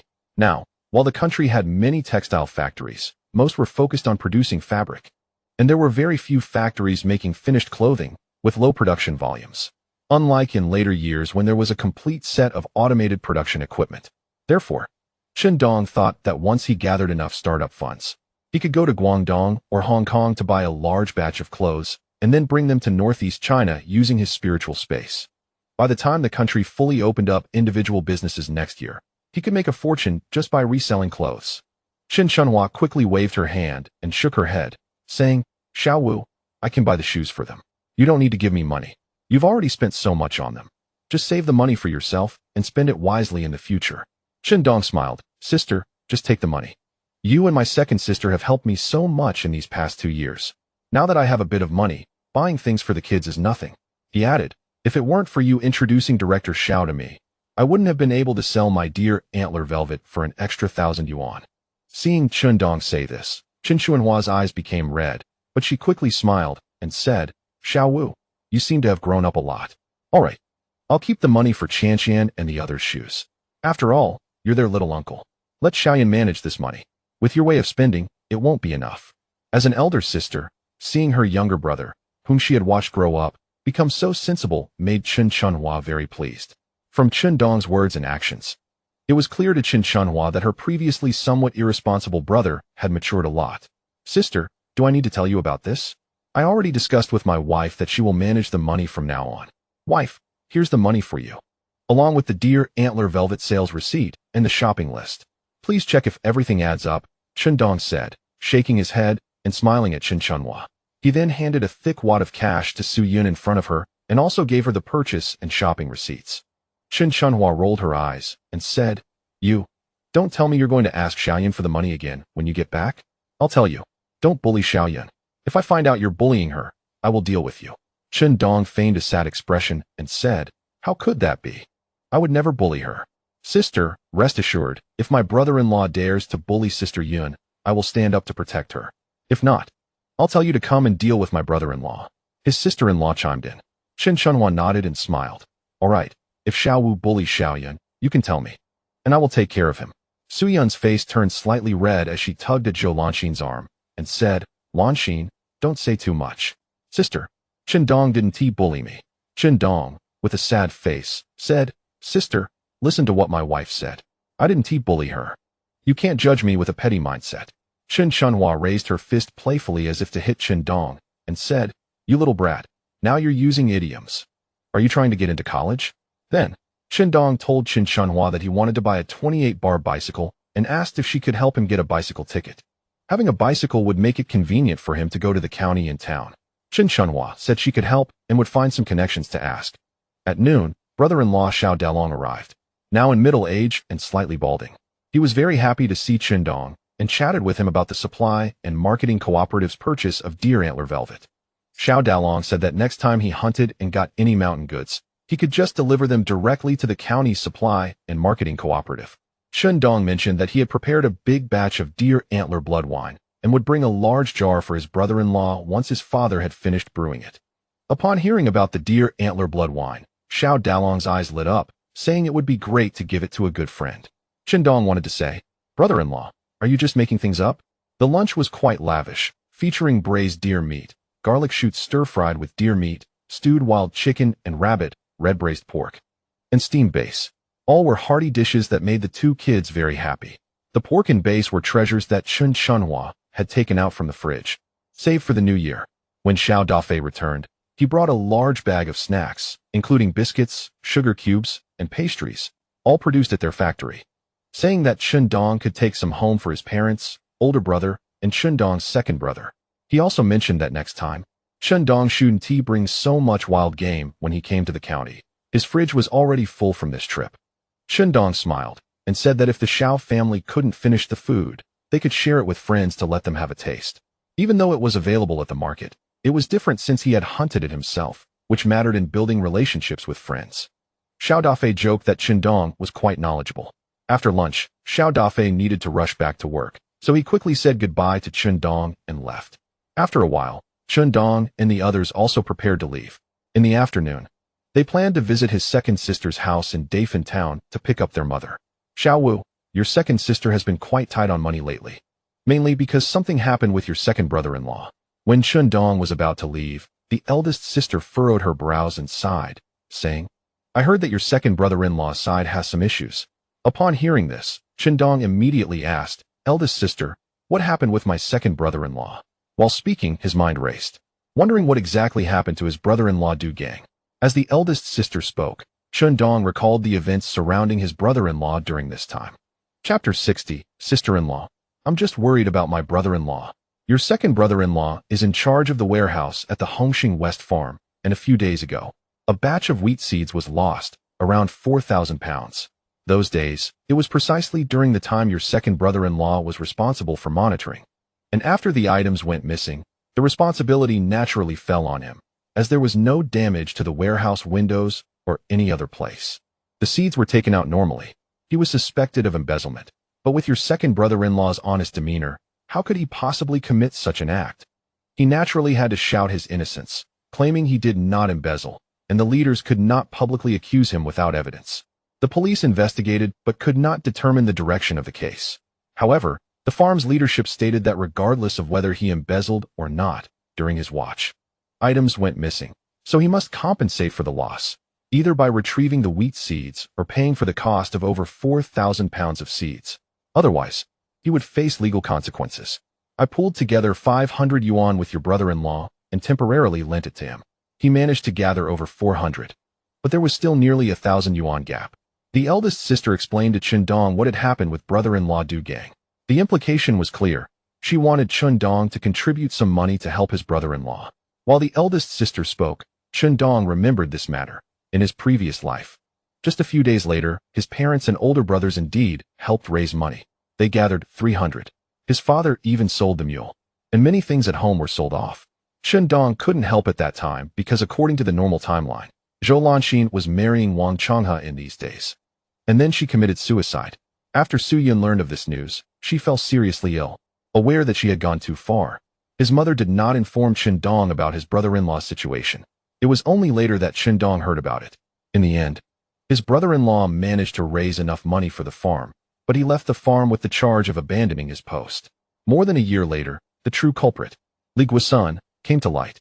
Li Guosun was Du Gang's best friend at the Hongxing farm. In order to compete for the position of warehouse director, he drugged Du Gang during his shift, causing him to sleep for a while, and then he secretly adjusted Du Gang's watch. After bringing in 3 trusted relatives to steal and transport over 4,000 pounds of wheat seeds, he woke Du Gang up. When Du Gang woke up, he looked at his watch and thought only a few minutes had passed since he fell asleep. Li Guosun then secretly reset Du Gang's watch back to the correct time. With this incident, Du Gang could no longer become the warehouse director, and Li Guosun took his place. However, a year later, relatives who helped transport the wheat seeds discovered that Li Guosun was having an affair with his wife, which made him furious, and he exposed Li Guosun. Du Gang's reputation was cleared in this matter. However, the compensation for the wheat seeds he had paid was not returned by the farm. According to the farm's explanation, the wheat seeds were indeed lost during his watch, and he had to bear this responsibility. After leaving the farm, Du Gang initially started some small businesses in line with the country's trend of promoting individual entrepreneurship, and later worked with Chen Dong in business. The betrayal by his best friend Li Guosun greatly hurt Du Gang, even changing his personality. When doing business, he became disdainful of so-called friendships. Eldest sister, I understand. I'll discuss this with my wife when I get back. After hearing the eldest sister's words, Chen Dong did not agree outright. After all, 1,000 yuan was not a small amount. Besides, he had to discuss it with Su Yun, as she was his wife. The respect she deserved must be given. He believed Su Yun would surely agree. Perhaps, saying this in front of the eldest sister seemed somewhat cold-blooded, considering that his second sister was the best to him. However, he was now married, and his wife was pregnant. The eldest sister nodded. Yes, discuss it with Xiao Yun. Su Yun bit her lip and blushed, saying, Eldest sister, I have no objections. I've heard Chen Dong say that you and the second sister took good care of him when they were young. If we can help, we will definitely help. Your second sister is the closest to you. Chen Dong couldn't help but smile and said, Eldest sister, as long as my wife has no objections. That's fine. I was still thinking about whether I should persuade her, since she manages the money, and it wouldn't be right for me to decide on my own. This silly wife. Even if she agreed, we should discuss it on the road first. However, fortunately, the eldest sister and second sister were not outsiders. The eldest sister wiped her slightly moist eyes and smiled. You two should discuss this well. Xiao Wu, you must treat Xiao Yun well, otherwise, I will really have to deal with you. A good daughter-in-law like Su Yun is hard to find. Chen Dong hugged Su Yun's shoulders and said with a grin, Of course, my wife is definitely good. I must treat her well. Praised by the eldest sister and hugged by Chen Dong, Su Yun's face turned red, and she shyly pushed Chen Dong away, muttering softly, Stop talking nonsense. This made the eldest sister laugh heartily. Watching Chen Dong and Su Yun interact so intimately, although the eldest sister wore a smile, There was a hint of loneliness in her eyes. She saw Chendong and the others off at the door, watching them get into the mule cart, accompanied by a few dogs, leaving. Su Yun is truly a good girl. Xiao Wu has really grown up. The eldest sister couldn't help but feel emotional and was quite gratified. To be honest, my wife, aren't you worried about lending so much money to my brother-in-law? Chendong asked Su Yun with a smile in the mule cart. Su Yun replied, I am a bit worried, but your second sister is closest to you.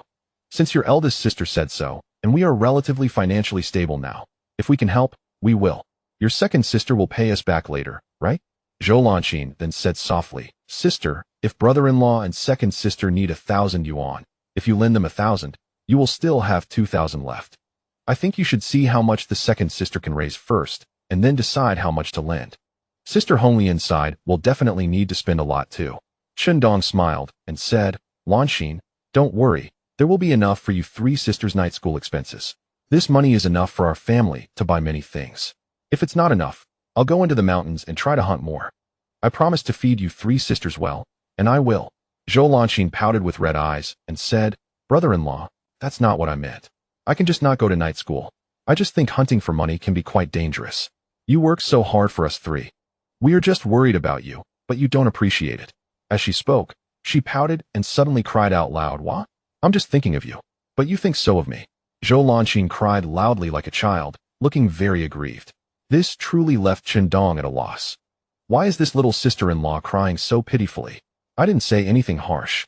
Han Siyun comforted Zhou Lanqin by patting her back, saying, Lanqin, it's okay, don't cry anymore. Your brother-in-law doesn't mean anything by it. He knows you're worried about him. And he even said that when you go to night school, he'll buy you a girl's 28-inch bike. Look, your brother-in-law has bought you clothes and delicious food. Zhou Lanqin cried loudly, Wah wah wah. I just think that it's dangerous for my brother-in-law to hunt for money. Although he earned money, he has to be careful with spending. Taking care of the three of us is already very hard for him. But wah wah wah, he said that to me, while Zhou Lanqin was crying. She kicked her feet in the carriage and waved her hands, looking just like a child throwing a tantrum. They were still on the county road, attracting a lot of onlookers. This made Chendong's forehead break out in cold sweat. He stepped forward and gently patted Zhou Lanqin's back, saying, Lanqin, I know you're worried about me. I really appreciate it. You're so kind. I will treat you well in the future. Seeing that Zhou Lanqin was still crying loudly, Chendong put on a sad face and pretended to cry, saying, Lanqin, please don't cry. Look at all these people watching me. They might think I'm bullying you. If someone reports it to the police and says I bullied a girl, I could get locked up. What will you and your sister do then? Oh no. If something happens to me, how will you, your sister, and Sister Honglian live? Zhou Lanqin, who had been crying loudly, suddenly burst into laughter at Chendong's antics. And the snot from her crying even formed bubbles. Then, she covered her nose and laughed heartily. As they passed by the entrance of the county police station, Chendong thought of the incident involving his second brother-in-law. Combining his memories from his past life, he had already thought of a way to exonerate his second brother-in-law. Of course, he would not be the one to take the spotlight. That's right, it's you, Ermao. Who told you to be an auxiliary police officer at the police station now? Chapter 61. Ermao supports second brother-in-law with the police chief's daughter. Xiao Wu, why are you in the county town? After entering the police station, Chendong politely inquired about the whereabouts of the intern auxiliary police officer Chen Guoli. When the officer asked who he was, Chendong boldly mentioned Ermao's brother-in-law Jiang Aigua, saying that Jiang Aigua was his brother-in-law. Upon hearing Jiang Aigua's name, the officer immediately became polite. Jiang Aigua was the deputy captain of the police station, a person of authority. The officer then took Chendong to the small square behind the police station, where Ermao was practicing marching with more than 20 others in police uniforms.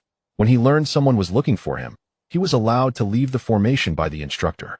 Chendong smiled and said, I shot a few roe deer and sika deer yesterday, so I brought them to the county town to sell. Upon hearing this, Ermao pushed Chendong's shoulder and grinned. All right, Xiao Wu, you've been so lucky lately to have hunted so many. Were the sika deer antlered? All four had antlers. Thanks to my brother-in-law, I sold them for 3,000 at the supply and marketing cooperative. But the best part is, I got a big cup of deer blood for making deer blood wine, and I'll give you a big jar later. As for deer meat, I thought of you. Chendong pushed Ermao's shoulder back, laughing. I'm counting on your dad's 56 rifle to help me get so many hunts. Tomorrow, I'll go to the supply and marketing cooperative to buy a 56 rifle and return your dad's gun. He hadn't originally planned to find Ermao, but plans change. It didn't matter to give Ermao some of the deer meat for his second sister. Upon hearing about the deer blood wine, Ermao's eyes lit up and he laughed. All right, deer blood wine is really a good thing, much better than deer antlers. I'll give a few small bottles to my brother-in-law and my brother to send to others. This is something you can't even buy at the market unless you trust someone. Ermao then said, my dad knew a few days ago that the 56 rifle was lent to you. He said he heard gunshots on the mountain.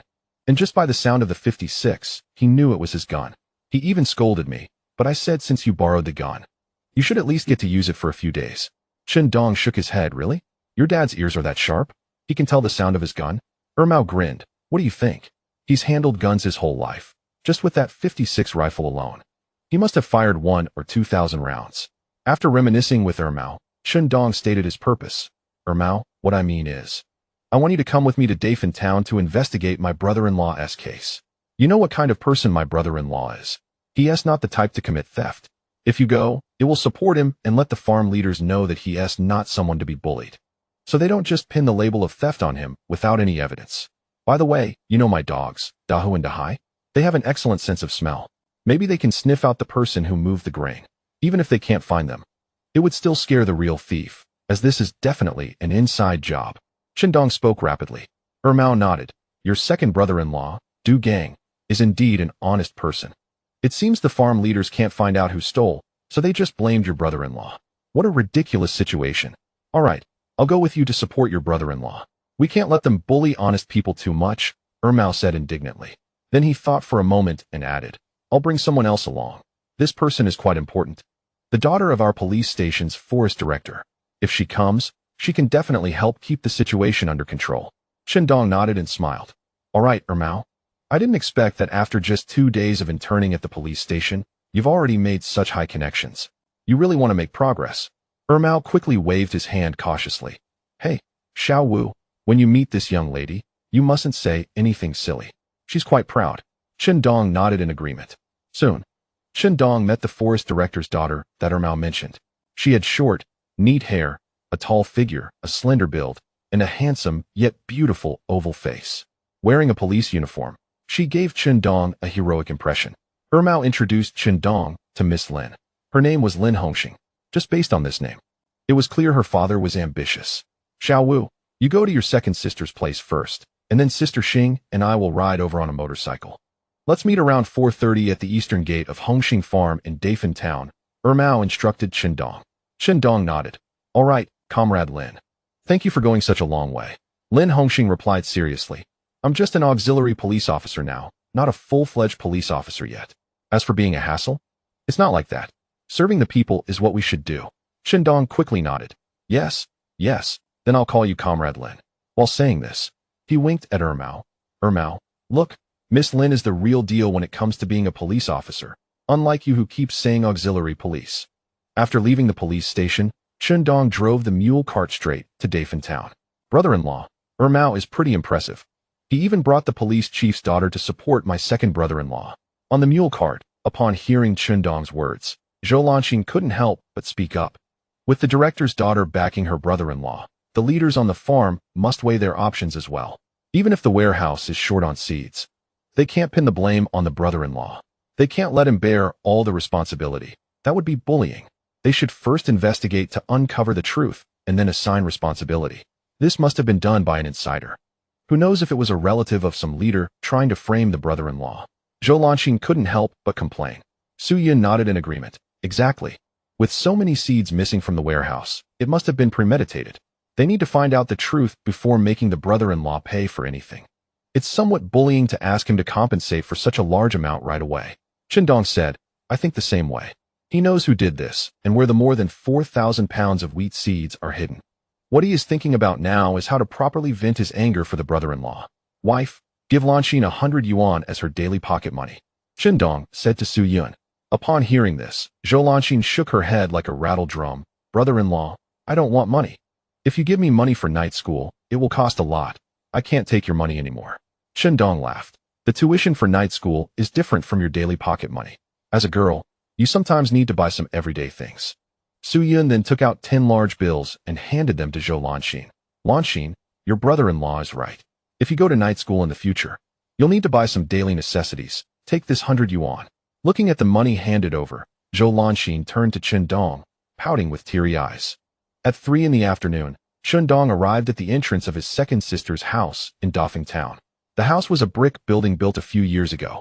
Du Gang worked on the farm and was one of those who held a government job.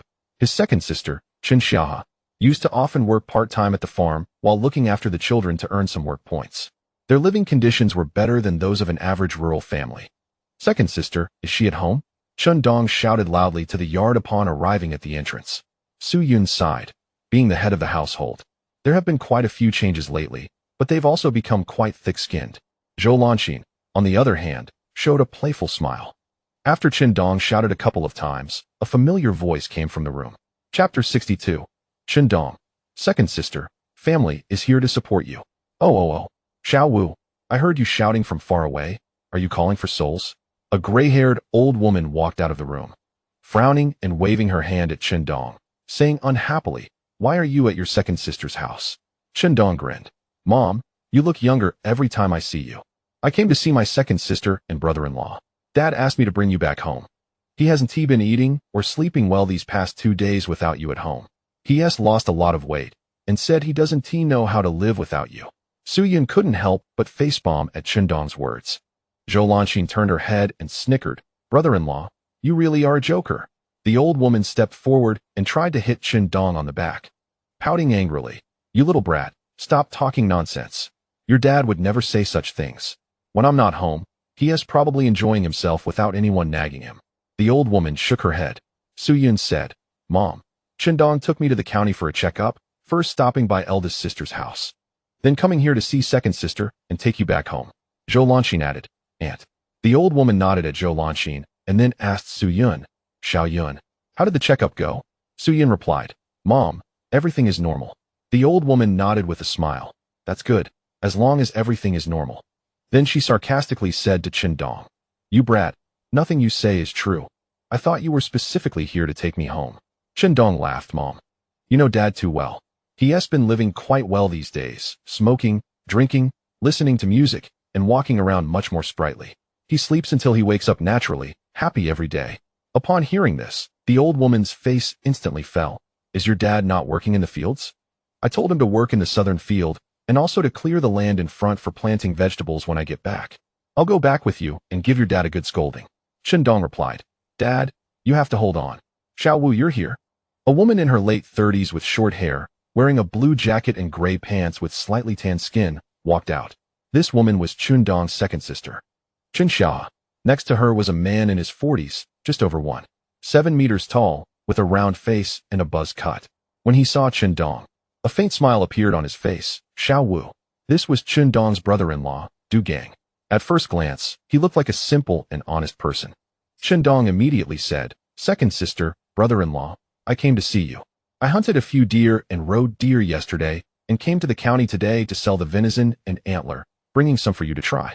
I also bought some things for the 3 kids. Eldest sister asked me to bring back some food for the kids. Chen Dong continued, bringing the items over, with Zhou Lanxin helping to carry them. Su Yun greeted the second sister and brother-in-law.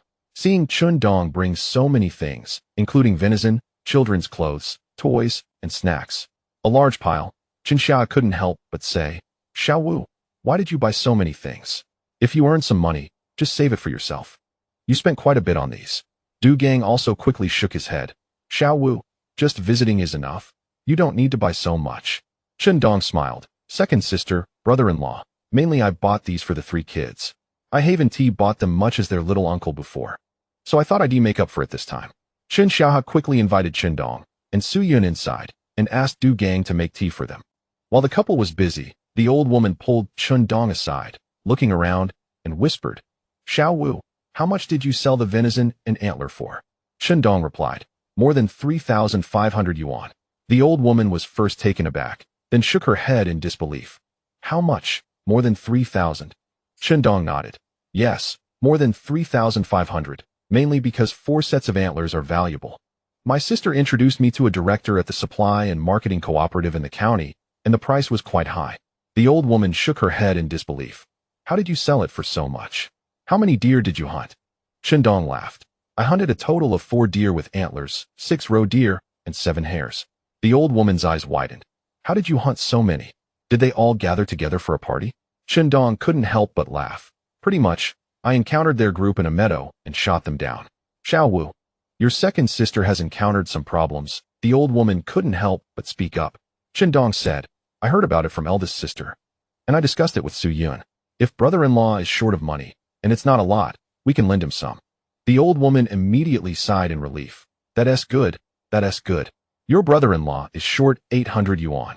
Now your second sister and brother-in-law won't have to worry so much. However, you can't take all the money. I need your eldest brother and second brother to gather 200 or 300. Your eldest sister has already helped, and you should help too. Your eldest brother and second brother will definitely lend a hand, right? Mainly, your second sister-in-law. Anyway, I have to make her lend money to your second sister, the old lady said angrily. Then she complained irritably. Your second sister's husband has several siblings, and they only managed to gather 300 yuan, which feels a bit like bullying your brother-in-law and your sister. When your brother-in-law helped them in the past, they didn't say anything, but now that something has happened, they act like this. Dong said, Mom, go talk to my second sister and them about this. Let them feel at ease for now. There's no rush about the money. I've called Mao and a police officer from the county police station to investigate this matter to see if we can find out what happened. This is likely the work of an insider. No matter the outcome, I have to support my brother-in-law. Why should the farm leaders push all the responsibility onto him without uncovering the truth? Some responsibility must be borne, but he can't bear it all. Honest people shouldn't be bullied like this. Dong said angrily. Hearing Dong's words, the old lady nodded repeatedly. Yes, yes, yes. We can't just watch your brother-in-law being bullied because he is honest. If no one helps your brother-in-law, it's good that you support him. Let her in-laws know that your second sister has family backing.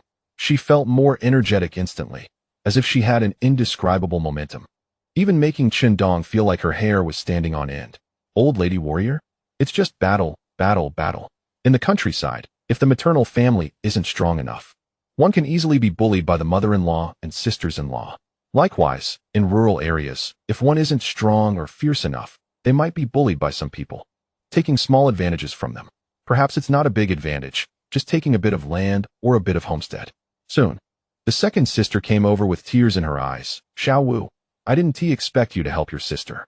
Dong smiled and said, Second sister, what are you talking about? I'm your own brother. If I don't help you, who will? Let us not rush about the money. Mao is working at the police station now. I mentioned this to him, and he brought the police chief's daughter over to investigate this matter thoroughly. Let's see if we can figure it out. If we can't find anything later, we can talk to the farm leaders about responsibility and compensation. Just as an example, if the seeds really were taken away, shouldn't the people patrolling the farm at night bear some responsibility? Were the seeds taken out? Thousands of seeds, even if taken out, would definitely make a big noise. Let's investigate this thoroughly. Compensation is fine, but the farm leaders can't bully my brother-in-law just because he is honest, shifting all the responsibility onto him. That's not how you treat people. Hearing Dong say this, the second sister cried even harder, wiping her tears while smiling. Your second sister didn't love you for nothing when you were little. Mao is doing quite well now, actually becoming a police officer and bringing such a high-profile person to investigate this matter to support your brother-in-law.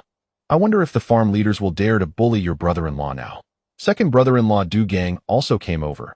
Wu, thank you for today's matter. However, the farm has already had the police investigate before.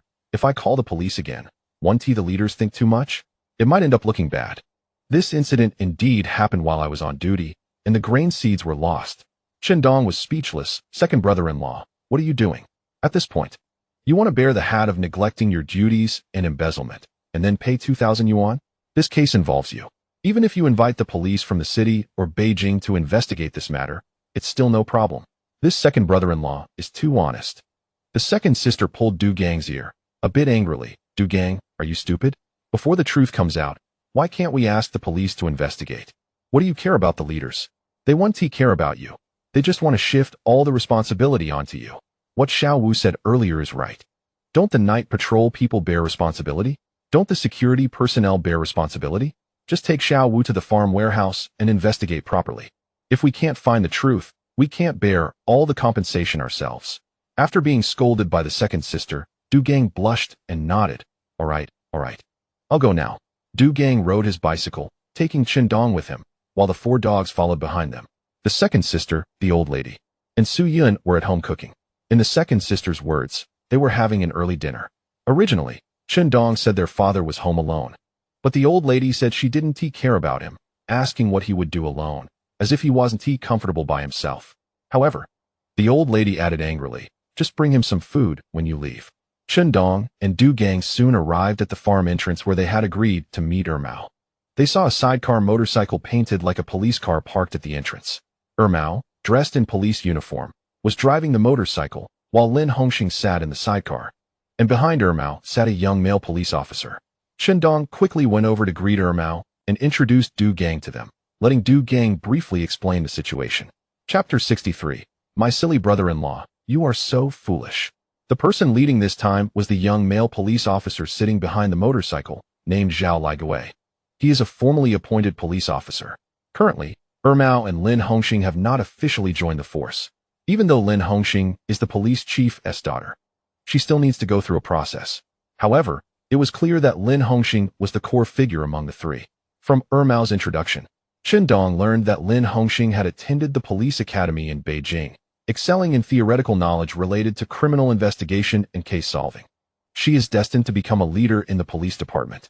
Du Gang introduced the situation to them, and then led the 4 to the office of Hongxing West Farm.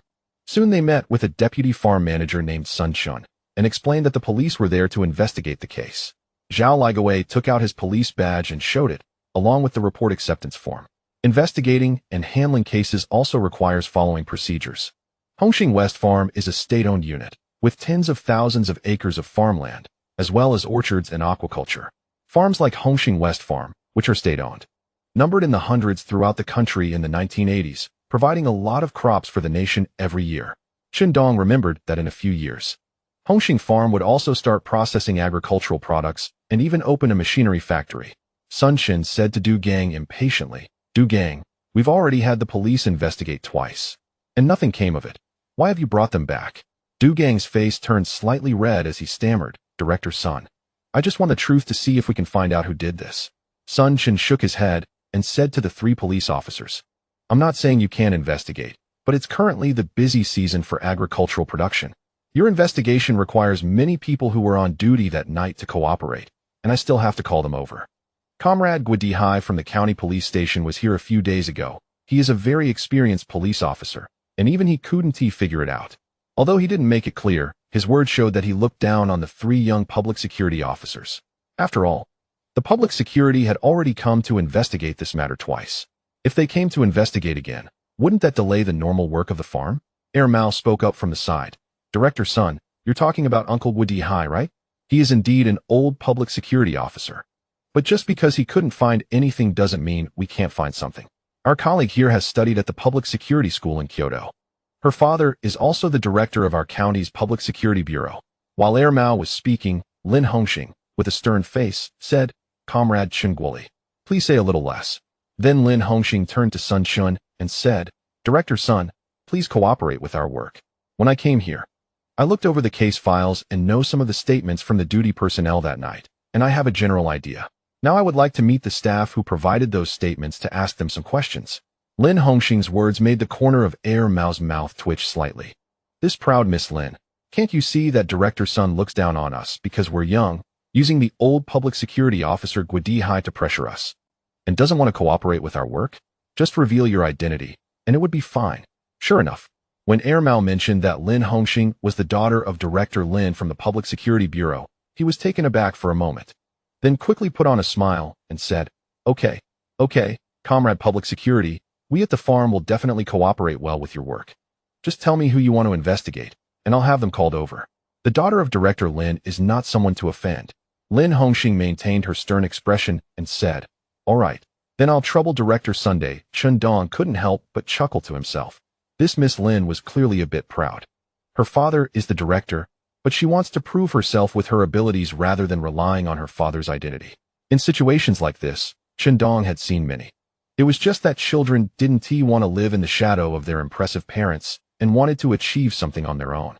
However, the reality is that the achievements of children inevitably bear the influence of their parents' prestige. After all, when encountering some people, They will definitely consider the other party's parents and give them convenience. Interpersonal relationships are often about human feelings and social affairs.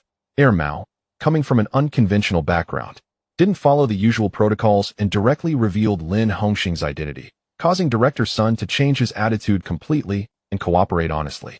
The aloof female public security officer and the carefree male public security officer made Chun Dong think of the elements of Hong Kong films that would become popular in the port city in 10 years. Soon, accompanied by Deputy Director Sun Chun, the three public security officers and Chun Dong arrived at the warehouse where the incident occurred. The warehouse had red brick walls with steel and wooden beams, an old factory structure. It covered an area of over 1,000 square meters. And as they entered the warehouse, a strong smell of corn and wheat grain wafted in. The warehouse was stacked with neatly arranged bags of grain. From Sun Chen's introduction, there were last year's stockpiled grains, and many were wheat seeds that were currently being planted. The corn had just been sown recently. It was now the time for sowing wheat, which is a few days later than corn. A total of 86 bags. For 1,300 pounds of wheat seeds were placed here. Sun Chun pointed to an area. Lin Hongxing nodded, then turned to Du Gang. Comrade Du, you said you checked the time before dozing off, and it was 1 o'clock in the morning. Before that, you had patrolled the warehouse. After you woke up from your nap, it was 1:30. When you woke up and turned around, you found that over 4,000 pounds of wheat seeds were missing. Du Gang nodded with an unnatural expression. Comrade Lin, that's right. I rarely doze off while on duty, but that day I was particularly tired. The one who stole the grain must be an insider, otherwise it would be impossible to steal over 4,000 pounds of grain in such a short time and escape the patrol. Mao interjected. Could it be that someone hid the grain seeds in the warehouse? After all, with so many seeds here, hiding a few thousand pounds of grain is like child's play. They're all in bags, so if you mix the grain with other grain, it would be hard to discover. Sun Chin smiled and said, Comrades from public security, this dark under-the-lamp situation was also considered when the previous two teams came. Our people checked the grain storage, but didn't find that batch of seeds. The grain must have gone out through the front door. The windows are so high that unless the thief climbed out with a ladder, it would be impossible to get out with thousands of pounds of grain without leaving traces. We have checked outside these windows, and there are no signs. Lin Hongxing said impatiently to Mao. Such an obvious thing. How could others not think of it? Mao pouted and said nothing. Chun Dong interjected. It must be an insider. But how did the insider know that my brother-in-law would doze off at that time? The key is, my brother-in-law only dozed off for half an hour. How could the thieves be so sure they could steal the grain in that half hour? Could it be that my brother-in-law was fed some sleepy drug by someone familiar before he dozed off? I know my brother-in-law. He is very serious about his work and rarely dozes off at night. Brother-in-law, didn't you say that before you dozed off, you chatted with someone for a while? And later when you were sleeping, someone came to find you for something and woke you up? At that time, you were still groggy and very sleepy, trying to hold back the drowsiness while patrolling, and only woke up when you noticed the grain seeds were missing. Let's assume. Could it be that the person who chatted with you before you dozed off is the real culprit? Or, the person who woke you up could also be the real culprit? Could they be working together to set you up? Du Gang quickly shook his head. That's impossible. The person who came to find me is my best friend. How could he harm me? Xiao Wu, we can't make wild guesses about this. Chun Dong thought to himself. My silly brother-in-law. Often the best friend stabs the hardest when it comes to betrayal. Chapter 64. The real culprit is caught, and Mao shines. Brother-in-law, don't be anxious. I said it's just a hypothesis, just a hypothesis. Public security also needs to make various assumptions when handling cases. First hypothesizing possible suspect targets, and then deducing based on those targets. Chun Dong said to the somewhat anxious Du Gang. Mao added, yes, brother-in-law, Xiao Wu is right. A hypothesis is just a hypothesis, and the people who were in contact with you around the time of the incident could all be suspects. Du Gang, shaking his head anxiously, said, that's impossible. I have known Lao Li for a long time, and we have worked together on the farm for so many years. He is my best friend. How could he steal something to harm me? Mao recalled what Chun Dong had said earlier while chatting in the county, and he immediately said, brother-in-law, many times the perpetrators are people familiar with you, either for money, personal grudges, or competition for positions. I heard Xiao Wu say that recently your warehouse has been short of a deputy warehouse manager, and you have applied to become the deputy warehouse manager. You've worked diligently and responsibly, and you have a good chance of becoming the deputy warehouse manager. Now that this has happened, Hasn't the position of deputy warehouse manager gone down the drain? What work does Lao Li do on the farm? Chen Dong secretly gave Air Mao a thumbs up. Well done, Air Mao. Ah, yes, yes, yes. It's not in vain that I mentioned this in the county earlier, and you actually remembered it. Such a showy thing should still be left to the professionals, while he just takes credit from behind. Having lived a lifetime and gone through so much, he avoids showing off when faced with such situations. Of course, if others step on his toes, he will definitely retaliate decisively. After hearing what Mao said, Du Gang's expression changed slightly. Old Li had just been appointed as the deputy director of the warehouse a couple of days ago, but this incident definitely wasn't his doing. How could he do such a thing when our relationship is so good? Seeing Du Gang's expression and hearing Mao's words, Lin Hongxing asked, Comrade Du, please tell me in detail what you and Old Li talked about before the incident, when you left, and what the person who woke you up did, as well as the relationship between that person and Old Li. The person who woke me up is named Meng Qingzhou. He is a cousin from Old Li's wife's family and works in the production department, Du Gang said unnaturally. Then continued. The main topics Old Li discussed with me before were about the current season's crops and the seed storage in the warehouse. Why did Meng Qingzhou look for you at 1:30 a.m.? Shouldn't he be sleeping at that hour? Why did he come to find you so late? Lin Hongxing asked again. Mao's words, along with what Du Gang said and the fact that Old Li is now the deputy director of the warehouse, led Lin Hongxing to find a direction for the investigation. Old Li has just become the deputy director of the warehouse. He was the one chatting with Du Gang earlier. And the one who woke Du Gang up is Old Li's wife's cousin. This raises suspicion. Old Li told me before he left that his cousin would come to help me with the procedures for the grain seed release the next day because Meng Qingzhou had to go on a trip the next day, which is why he came to find me so late to complete the grain release procedures in advance, Du Gang said. It's only been half an hour. They couldn't have moved those seeds, right? Unless the seeds were hidden on the farm, they wouldn't have been able to do it in such a short time. But we've searched all over the farm and found nothing. The seeds must have been moved out. Du Gang shook his head again. What time did Old Li leave? What time did Meng Qingzhou wake you up? Lin Hongxing asked seriously. I clearly remember that Old Li left at 12:50 a.m. I checked my pocket watch and the mechanical clock on my desk. As for when Meng Qingzhou woke me up, I also checked the time. It was around 1:30 a.m., Du Gang replied. Deputy Director Sun Chen said, that means there was at most half an hour for the crime. According to the results of the previous 2 police investigations, there must be quite a few people who came to steal the seeds. If the seeds were moved out of the farm, even to the nearest road, it would take more than 10 minutes to move all the grain. There would definitely be a lot of people involved. I know Old Li well. His work attitude is quite good, Mao said. If it was for a promotion to become the deputy director, those seeds could be buried in your farm or thrown into the fermentation pit. And it would be hard to find them. The person who did this definitely couldn't have many people. Too many people would easily be spotted by your farm patrols. And having too many people could lead to chaos. Also, directly speaking, there isn't enough time. You specifically checked the watch and clock. Isn't there a possibility that the mechanical clock and your pocket watch were adjusted to run slower while you were sleeping, and then after the incident happened, during the urgent time, the time was adjusted back, leading you to believe only half an hour had passed, when in fact it was an hour or even longer? This would provide a more ample time for the crime. I see there is a fermentation pit next to your warehouse, right? Yes. This was also something Chen Dong pretended to analyze when he spoke about this matter with Mao earlier.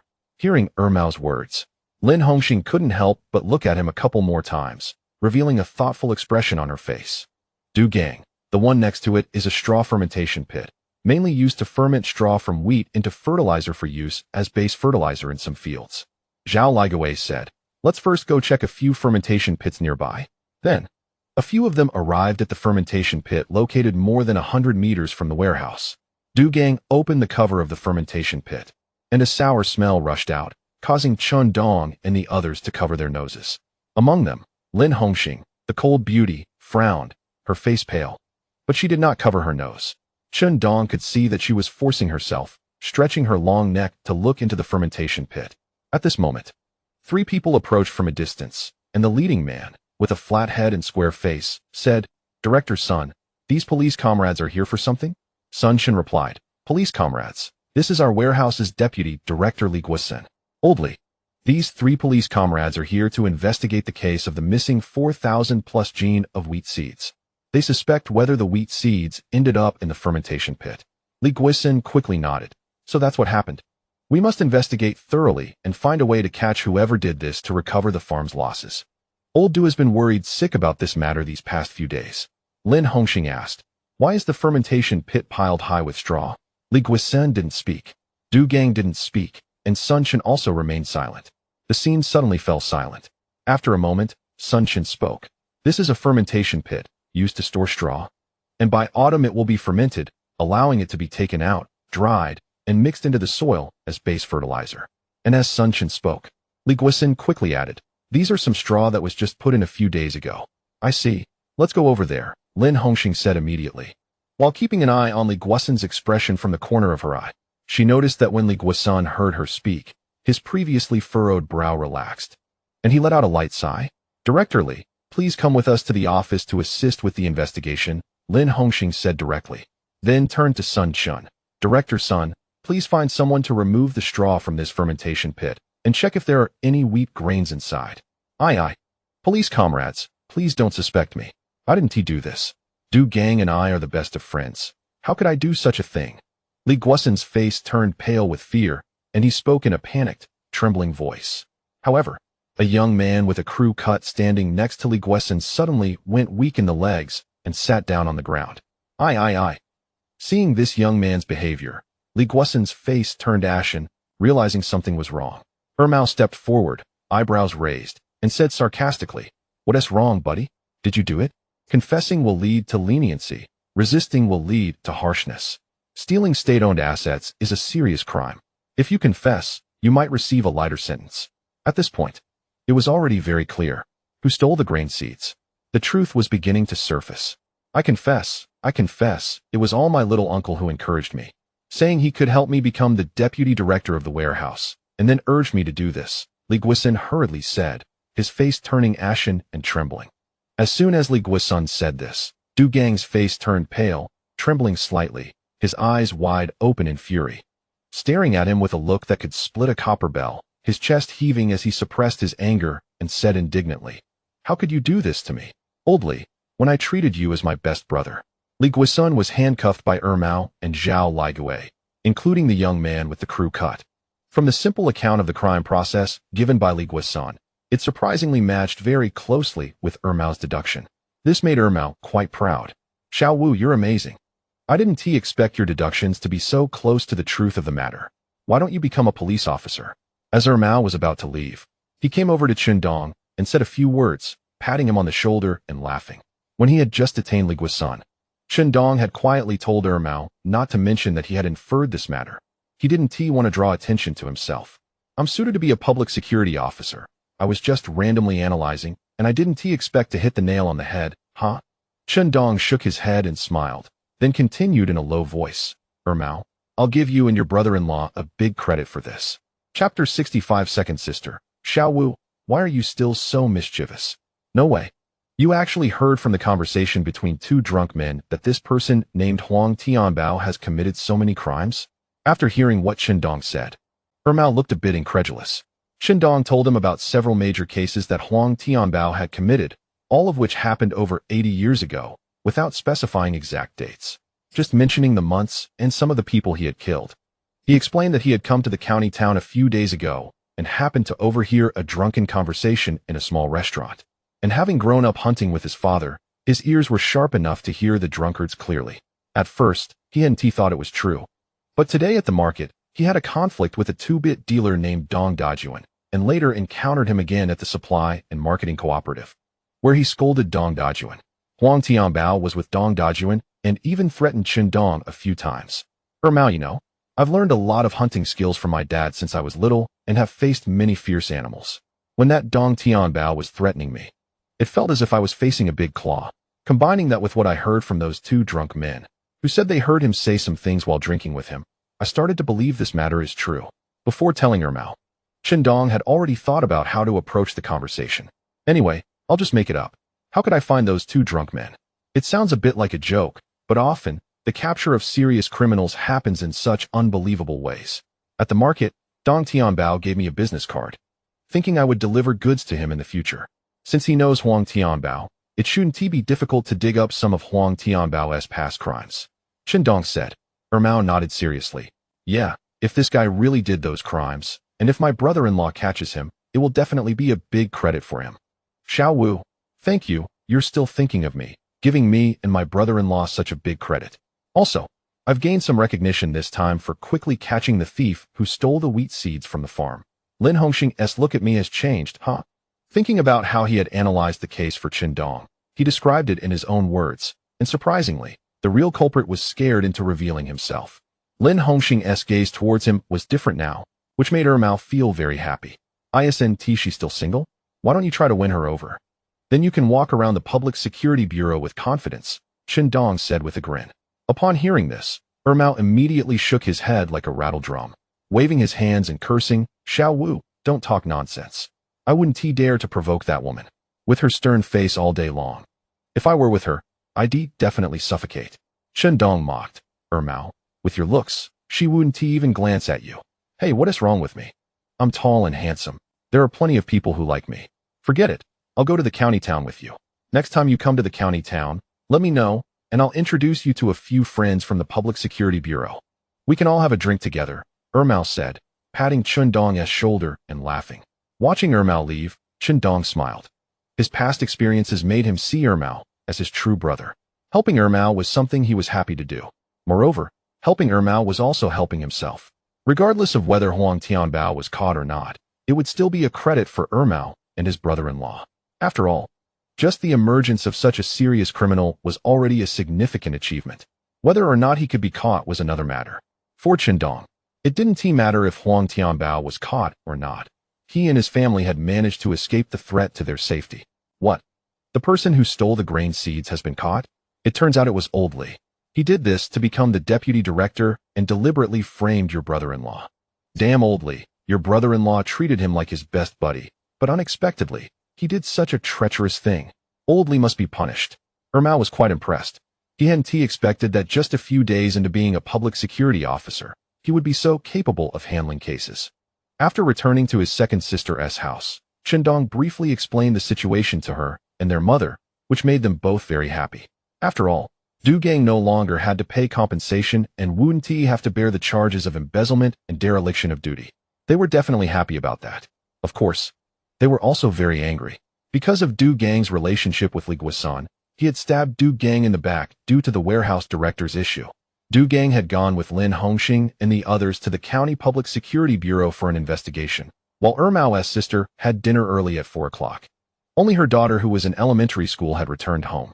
As for her older son and daughter, one was just starting high school and the other was in the second year of junior high, so they hadn't come back that early. The second sister said that in a couple of days, during the weekend, she would take her 3 children and Du Gang back to her family home.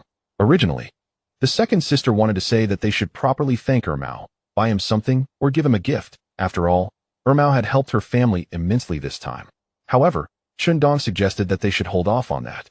He and Mao were not outsiders.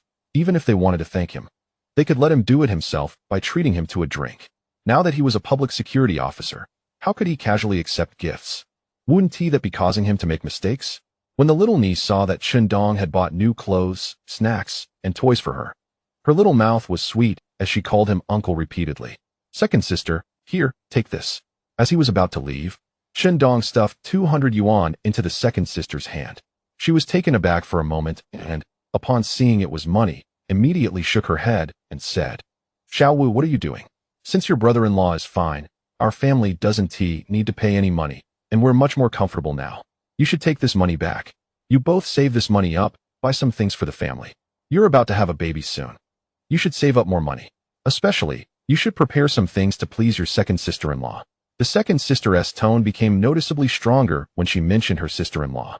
Qindong grinned and said, Second sister, just take this money. You're my closest second sister. What is wrong with your closest brother giving you money? Are you embarrassed? Are you still my real second sister? The second sister, with a smile mixed with tears, gently punched Qindong's back. You rascal, all right. I'll take this money for now, just consider it saving for you. If you need money in the future, just let me know. Qindong nodded, okay, got it. Second sister, you too, in the future, if anything happens, just let me know. I've grown up now and can help you out. He said this time. It was thanks to my elder sister telling me about this. Otherwise, I would have been in the dark. I found Mao to help you solve this problem. If not, You would have had to pay compensation, and wouldn't your brother-in-law have carried a burden in his heart for life? Even if we have to pay compensation, we can't pay it all. Aren't they bullying us at the farm? Your in-laws aren't supporting you, but you still have your family. After hearing Chundong's words, the second sister pushed his shoulder and said, all right, hurry up and leave. If you don't go soon, Dad will starve at home. Chundong turned to leave while grumbling.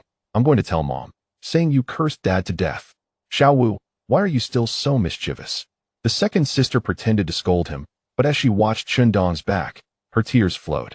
She remembered when Chundong used to follow her around, calling her sister like a little kid, and now he had grown up. On the way, Mom cursed Old Li halfway, saying he was a good-for-nothing, then praised Chundong, saying he brought honor to the second sister's family. She also praised Su Yun and Zhou Lanxin. This made Zhou Lanxin's expression strange, and she quietly asked Chundong if his mother had taken the wrong medicine recently. Chundong wanted to say that in this time of not having enough to eat and not enough money, money could almost solve everything, including people's prejudices. On the way home, they passed by Wangzhuang, where a lot of paper money was scattered on the ground. In this area, dying unexpectedly is considered unlucky, and one needs to be buried quickly. Clearly, this paper money should be the fare for those 7 people who were bitten to death by the wild boar. When Chundong drove the mule cart past the entrance of Wangzhuang, 3 men looked at Chundong's departing back with resentment. They were Wang Changhe's cousins, who had drunk with him the night before and learned that Chundong knew some of Wang Changhe's affairs. We can't just let this kid go. Changhe's death is somewhat related to him. If it weren't for him inviting us to drink and talk about that matter, how could Changhe have been bitten to death by the wild boar? Plus, this kid trampled on our Wangzhuang's face yesterday. We need to think of a way to deal with him properly. One of Wang Changhe's cousins gritted his teeth and said, when Chundong got home, it was just past 6, and the sky was getting dark. After sending Mom home and witnessing her scolding Dad while pulling his ear, asking him questions, and Dad's hesitant replies made Chundong laugh as he slapped his thigh. When Dad was about to hit him with a stick, Chundong decisively ran away. With Dad's limp leg, it was simply a dream for him to catch up. Back home again, Su Yun and Zhou Lanxin had strange expressions. When Chundong approached to ask, the news he heard stunned him. Jiang Daping is gone, Chundong said in disbelief. Su Yun nodded with a hint of sadness in her expression. Just after you sent Mom back, someone from Jiangjiagu came to deliver the news that Jiang Daping has died. Chundong shook his head. That's not scientific. He still had a few months to live. Realizing he had misspoken, he quickly corrected himself. I mean, Jiang Daping should have waited a few more months to see if Honglian Jia was pregnant and leave without regrets. Jiang Daping's sudden departure was much earlier than he had known. Thinking about all this, he realized that he, as a reborn butterfly, had changed Jiang Daping's fate. He had promised to help them repay their debts, with Zhou Honglian going to repay the money, but then she was detained by Wang Kuanyu, leading to Jiang Daping getting confused and dying. I really thought you would die sooner, but I didn't expect it to actually happen. Although it was quite thrilling to do things with Honglian Jia in his home, the thought of the man still being alive made it feel somewhat pricking, giving him a sense of infidelity. Now, he felt more comfortable. One could only say that people's joys and sorrows are not communicated. Jiang Daping's death even made Chundong feel a bit pleased. The thought of being able to be with Zhou Honglian freely in the future was quite satisfying. However, he also thought that since Jiang Daping had died, to start things with Zhou Honglian again, he would have to wait a few periods, even 100 days, which made Chundong feel a bit dejected. Her husband just died, and he was thinking of how to be with her. That would be too beastly. The 3 of them immediately set off for Jiangjiagu. When they arrived at Jiang Daping's home, the originally quiet courtyard had a few people standing outside the mud brick house, burning fire paper amidst the smoke and flickering flames, with a hint of sadness on their faces. Entering the mud brick house, Jiang Daping was already dressed in new clothes on the Kong, surrounded by a few older women who were chanting something around his body, while Zhou Honglian, with disheveled hair and red eyes, stood alone on the side, looking so desolate and lonely. Jiang Daping was an orphan, having lost both parents and a brother. A few people from the same family came, but they just stood around and then left. A little later, only Chundong, the 3 of them, and Zhou Honglian remained in the outer room. Chundong spoke. Honglian Jia, please accept my condolences. For your brother-in-law, it may be a kind of relief. Zhou Honglian nodded, tears welling in her eyes. Su Yun wiped her tears beside her, and Chundong held her in his arms. Zhou Lanxin was also wiping her tears, and Chundong gently rubbed her head, which made her lean her head on Chun Dong's shoulder uncontrollably. Looking at Zhou Honglian, who was holding back her tears, Chun Dong reached out and tugged at her arm. Honglian Jia, you can lean on me too. Don't worry, from now on, I will be here. And we will all live well. Zhou Honglian paused for a moment and nodded, then leaned her head against Chun Dong's other side. Chun Dong held both women with one arm each. As for the little sister-in-law, she just watched the two women being embraced by Chun Dong and cried even harder. 3 days passed in a flash. During these 3 days, Chun Dong was busy arranging Jiang Daping's funeral. Although Jiang Daping had no parents, no children, and according to local customs, he could not be buried in the ancestral grave. After Chun Dong gave the fortune teller 50 yuan and had him talk a lot, he was arranged to be buried near the ancestral grave. Of course, during these 3 days of arranging the matter, Chun Dong did not forget to deal with Chun Dongqing's affairs. He trained the big yellow dog to keep an eye on Chun Dongqing, and as long as Chun Dongqing dared to leave Chun Luton or go hunting in the mountains, Chun Dong would take action and deal with him. However, for 3 consecutive days, he did not see Chun Dongqing's shadow. When he heard villagers gossiping, they mentioned that Chun Dongqing had gone to the provincial city to visit his seriously ill grandfather. This made Chun Dong secretly think that for now, he could only spare Chun Dongqing's life. Lanqin, are you ready? If you're ready, then let's go. That morning, Chun Dong, carrying a large blue canvas bag, smiled at Zhou Lanqin, who was sitting on a stool. He was going to take Zhou Lanqin to the county town. The day before, his eldest sister and second sister had returned home, but Chun Dong was too busy with Jiang Daping's funeral to see them. His eldest sister said she had already arranged for Zhou Lanqin to attend night school, and after 3 months of night school, she could try for a job at a public institution. The tuition for 3 months of night school was 45 yuan. Worried that Zhou Lanqin might not be used to living with others, his eldest sister rented a small 2-bedroom apartment in the staff building next to the vocational school. With a rent of 10 yuan a month, Zhou Lanqin's eyes were slightly red, looking reluctant to leave. Su Yin reached out to rub her head and smiled. Lanqin, the county town isn't far from here.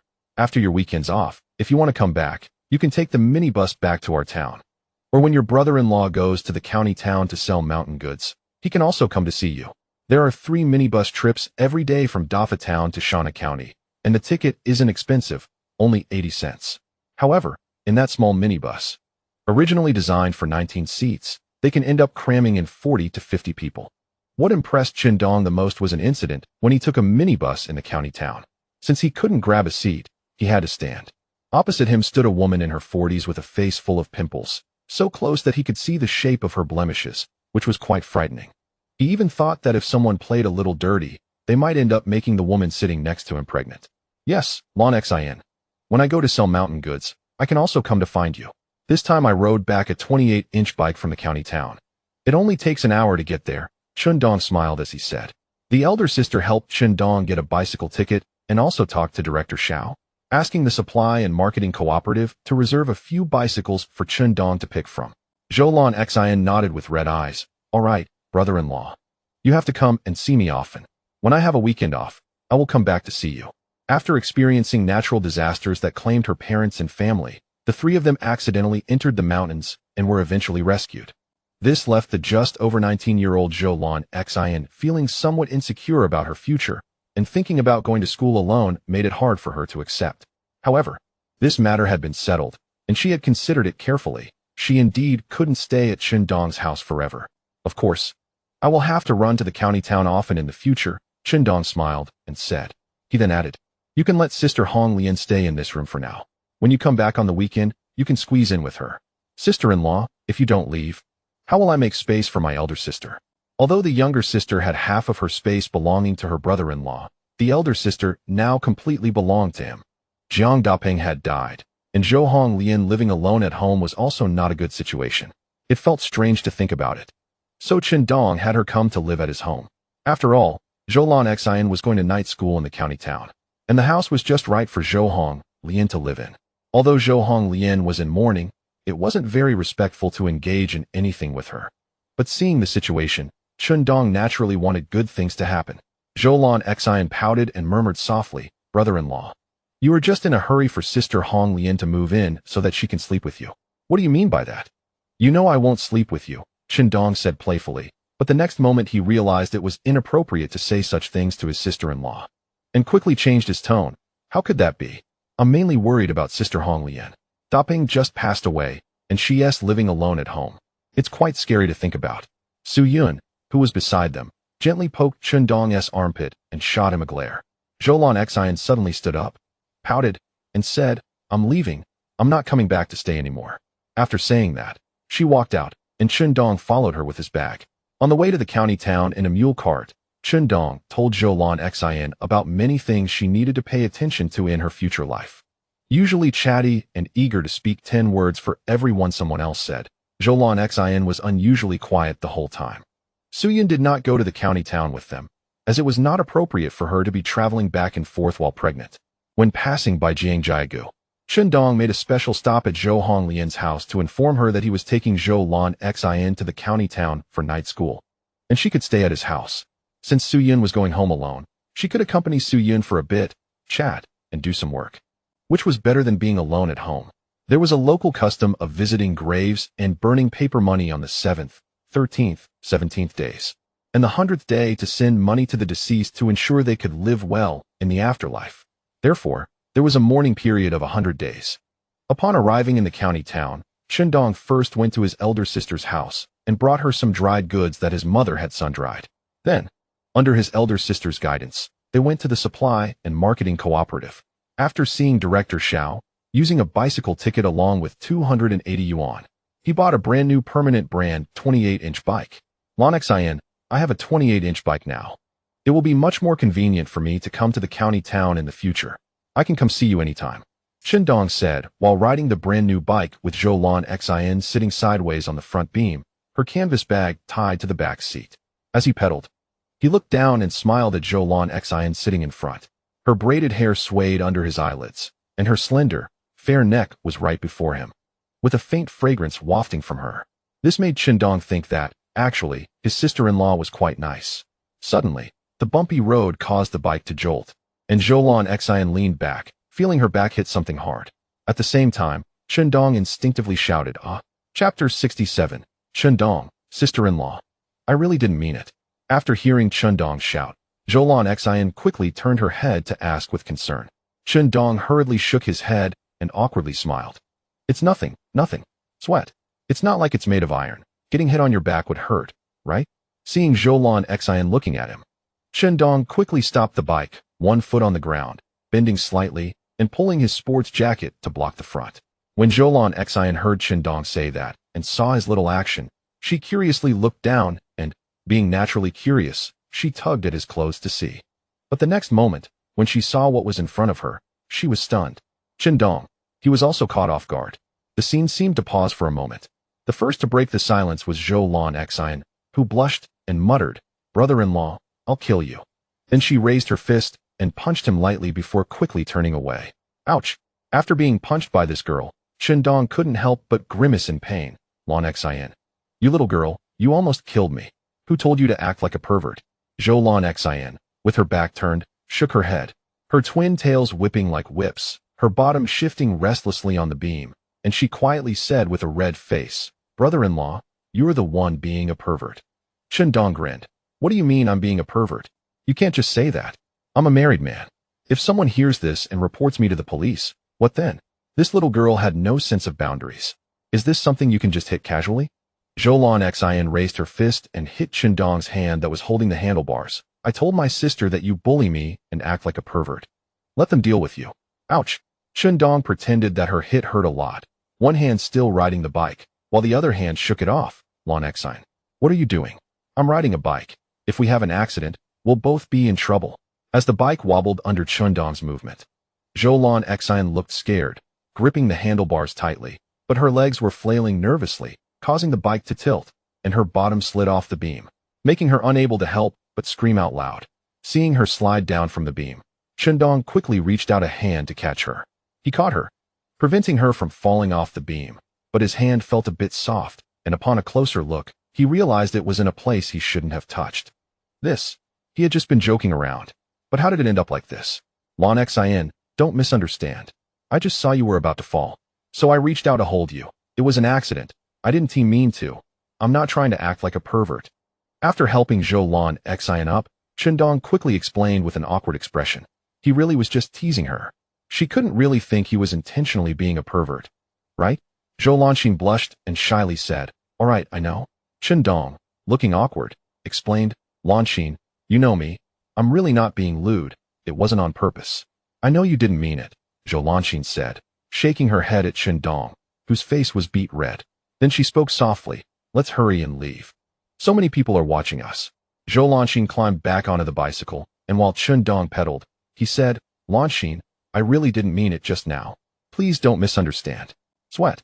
What do you mean by let's hurry and leave? It's making me a little nervous. It feels like we're sneaking around." "Got it. You don't need to say any more," Zhou Lanxin said anxiously, feeling a bit shy. Although she was embarrassed sitting on the bike, she suddenly felt that moving out from Chen Dong's house was quite nice. Chen Dong nodded. Okay, I won't say anything."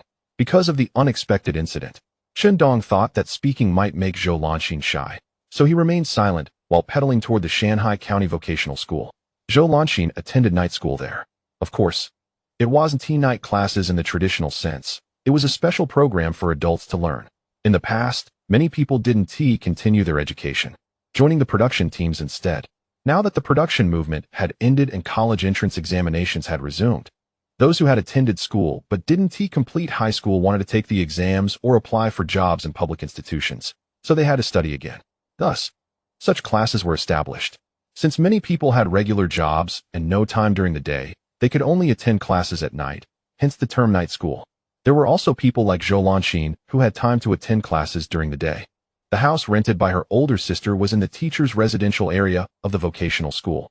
The two dogs, De Huang and De Tu, followed the bicycle closely, trotting happily beside them.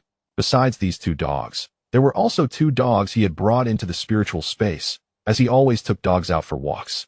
In case anything happened, he could summon a few dogs like a Taoist playing a legendary game. De He Xiaohuang. And the other three dogs stayed at home to protect Su Yun. In the spiritual space, the 56 type semi-automatic rifle and the double-barrel shotgun were also inside. Chen Dong had a lot to do in the county this time. First, he needed to find Air Mao to talk about Huang Tianbao and whether they had caught him. Then, on his way back, he had to make a detour to the Hongxing Shilin Forestry Supply and Marketing Cooperative to buy two guns. He planned to buy one 56 type and one 54 pistol. The black market near the Supply and Marketing Cooperative had 56 type rifles and handguns for sale. Although it was called a black market, it was actually an underground trading market formed by hunters over the years. For example, rare medicinal materials and mountain goods sold for much higher prices on the black market than the purchase prices at the cooperative. In addition, hunting guns, handguns, and ammunition could also be bought there. Now that he had money, he naturally couldn't keep using Air Mao's 56 type rifle. As for the pistol, having one was just another means of self-defense. "Do you like Sister Honglian?" Zhou Lanxin suddenly asked. Chen Dong replied, "At first, I was with her out of responsibility, wanting to help her, but over time, I've gradually come to like her." He felt that this sounded quite hypocritical. However, he couldn't just say the truth. Which man wasn't a little lustful? "Oh, well, okay." Zhou Lanxin thought about saying something, but ultimately held back. Soon, they arrived at the teacher's residential area of the vocational school. After asking the gatekeeper and showing the rental key, the gatekeeper allowed Chen Dong and Zhou Lanxin to enter. Just as they walked into the staff housing area, a woman in her 30s with a sharp bob haircut, wearing a white shirt and looking very beautiful, walked towards them. Chen Dong was momentarily stunned. He didn't expect to meet an acquaintance. This woman was named Zhongyi. She had married into Shanghai County from the black market.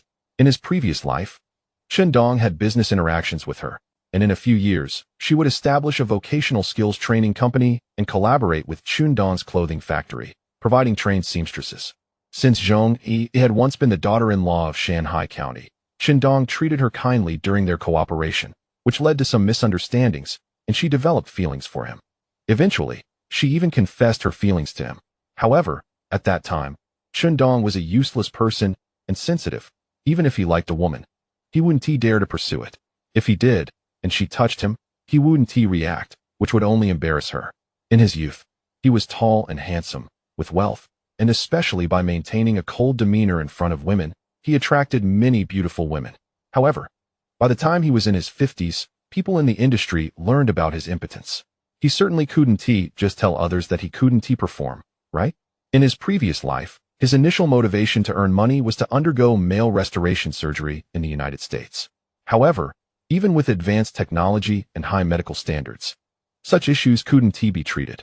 He missed out on many good women in his previous life. Beautiful bosses, corporate executives, innocent college students, entertainment stars, sexy moms, and foreign beauties.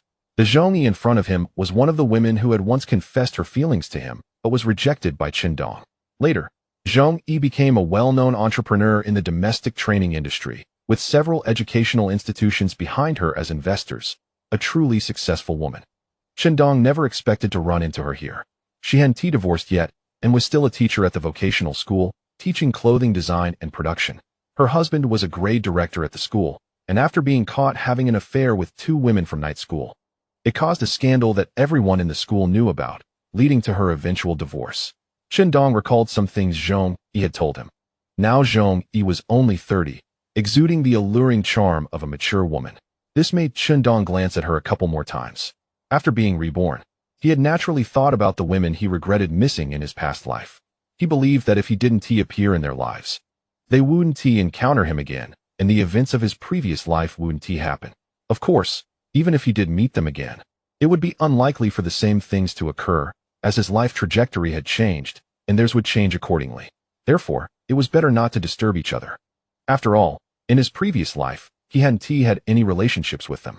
However, looking at Zhongyi before him, his feelings changed. If it was meant to be, he wouldn't miss the opportunity. Everything would happen naturally. Just as Qindong had this thought, he suddenly sensed a milky white halo emanating from the colorful jade plate in the spiritual space. Then, a jade bead the size of a fist floated above the plate. Wasn't it said that something refreshed only once a month? How could it refresh in just over 10 days? The Rui bead. When his consciousness touched the jade bead floating on the plate, he instantly understood its information in his mind. At that moment, it was his state of mind that triggered the hidden reward. And this Rui pearl is the item of the hidden reward. The Rui pearl is the name of this pearl, which can refresh once a day, allowing one to probe the events that may trigger the emotional threshold of people around them, with a favorability rating of over 60 in the next 3 days. However, the future 3 days refer to the next 72 hours. The emotional thresholds include feelings such as happiness and sadness. When it comes to matters related to the other party, the Rui pearl has only a very small chance of being able to probe. Qindong understood this. A physician cannot treat themselves, after all. The power of this Rui pearl is impressive. I can understand what will happen to the people around me in the next 3 days. Unfortunately, it can only refresh once a day and can only be used on one person. After seeing the ability of the Rui pearl, Qindong was very pleased. He didn't expect that the spiritual spring space actually had hidden rewards. Love it, truly love it. Zhongyi saw a tall, handsome young man in a blue and white tracksuit walking towards her, and she also looked at him. Their eyes met, and when she saw Qindong smile at her, she instinctively smiled back, wondering, do I know this guy? But why do I have no impression of him at all? Humph, next time I see my sister, I'll complain to her, saying that you were stealing glances at a beauty on the road. After walking a few steps away, Zhou Lanqing spat at Qindong in annoyance. Qindong couldn't help but shake his head. What are you talking about? I just might know that beauty from earlier. She is a teacher of Chinese at a vocational school. Seriously, what are you thinking with your head? Sweat. Then why did I see your eyes widen when you were looking at her? Zhou Lanqing said irritably. Qindong, with his eyes wide open, looked at Zhou Lanqing and said, look, my eyes are originally round, so they look round no matter who I'm looking at. Seeing Qindong's exaggerated expression, Zhou Lanqing couldn't help but laugh, and then teased, brother-in-law, you really are a funny guy. Funny guy was something Qindong had joked about with Mao a few days ago, and Zhou Lanqing had heard it. She asked him what it meant, and Qindong explained that it meant a silly person who is funny. Qindong then said, you're also a little troublemaker, huh? It's not good to say that about my sister-in-law. However, judging by my sister-in-law's reaction, in her eyes, troublemaker simply means someone who is playful. My sister-in-law pouted, brother-in-law, let us not talk about each other. You're the funny guy, and I'm the troublemaker. Qindong quickly looked around, beads of sweat on his forehead, and seriously whispered to his sister-in-law, Lanqing, you really have no sense of propriety. Don't say things like I'm the funny guy. You're the troublemaker in the future. And don't say such things to others. It's impolite. Sweat. So I'm the funny guy, and you're the troublemaker. Qindong really wondered what expression Zhou Lanqing would have when she understood what that meant years later. Seeing Qindong so serious, Zhou Lanqing nodded and pouted, brother-in-law. I know. It's just a joke. Does he have to be so serious? Isn't he always joking with Air Mao and the others? Looking at Zhou Lanxin, Qindong thought, who should I use this opportunity of the root E pearl on today? It must be someone with a favorability rating of over 60. Su Yun, my sister-in-law, and my parents go without saying, and Air Mao definitely has 60 as well. But who should I use it on to probe what will happen in the next 3 days? They all seem to have nothing going on. Then let us use it on my sister-in-law for the first time. With a thought, he infused his intent into the root E pearl. And a faint glow fell on Zhou Lanxin, which only Qindong could see. Soon, the events that would trigger Zhou Lanxin's emotional thresholds in the next 3 days appeared in Qindong's consciousness, as if he had experienced them himself. Looking at the events that would happen to Zhou Lanxin in the next 3 days, Qindong was somewhat surprised.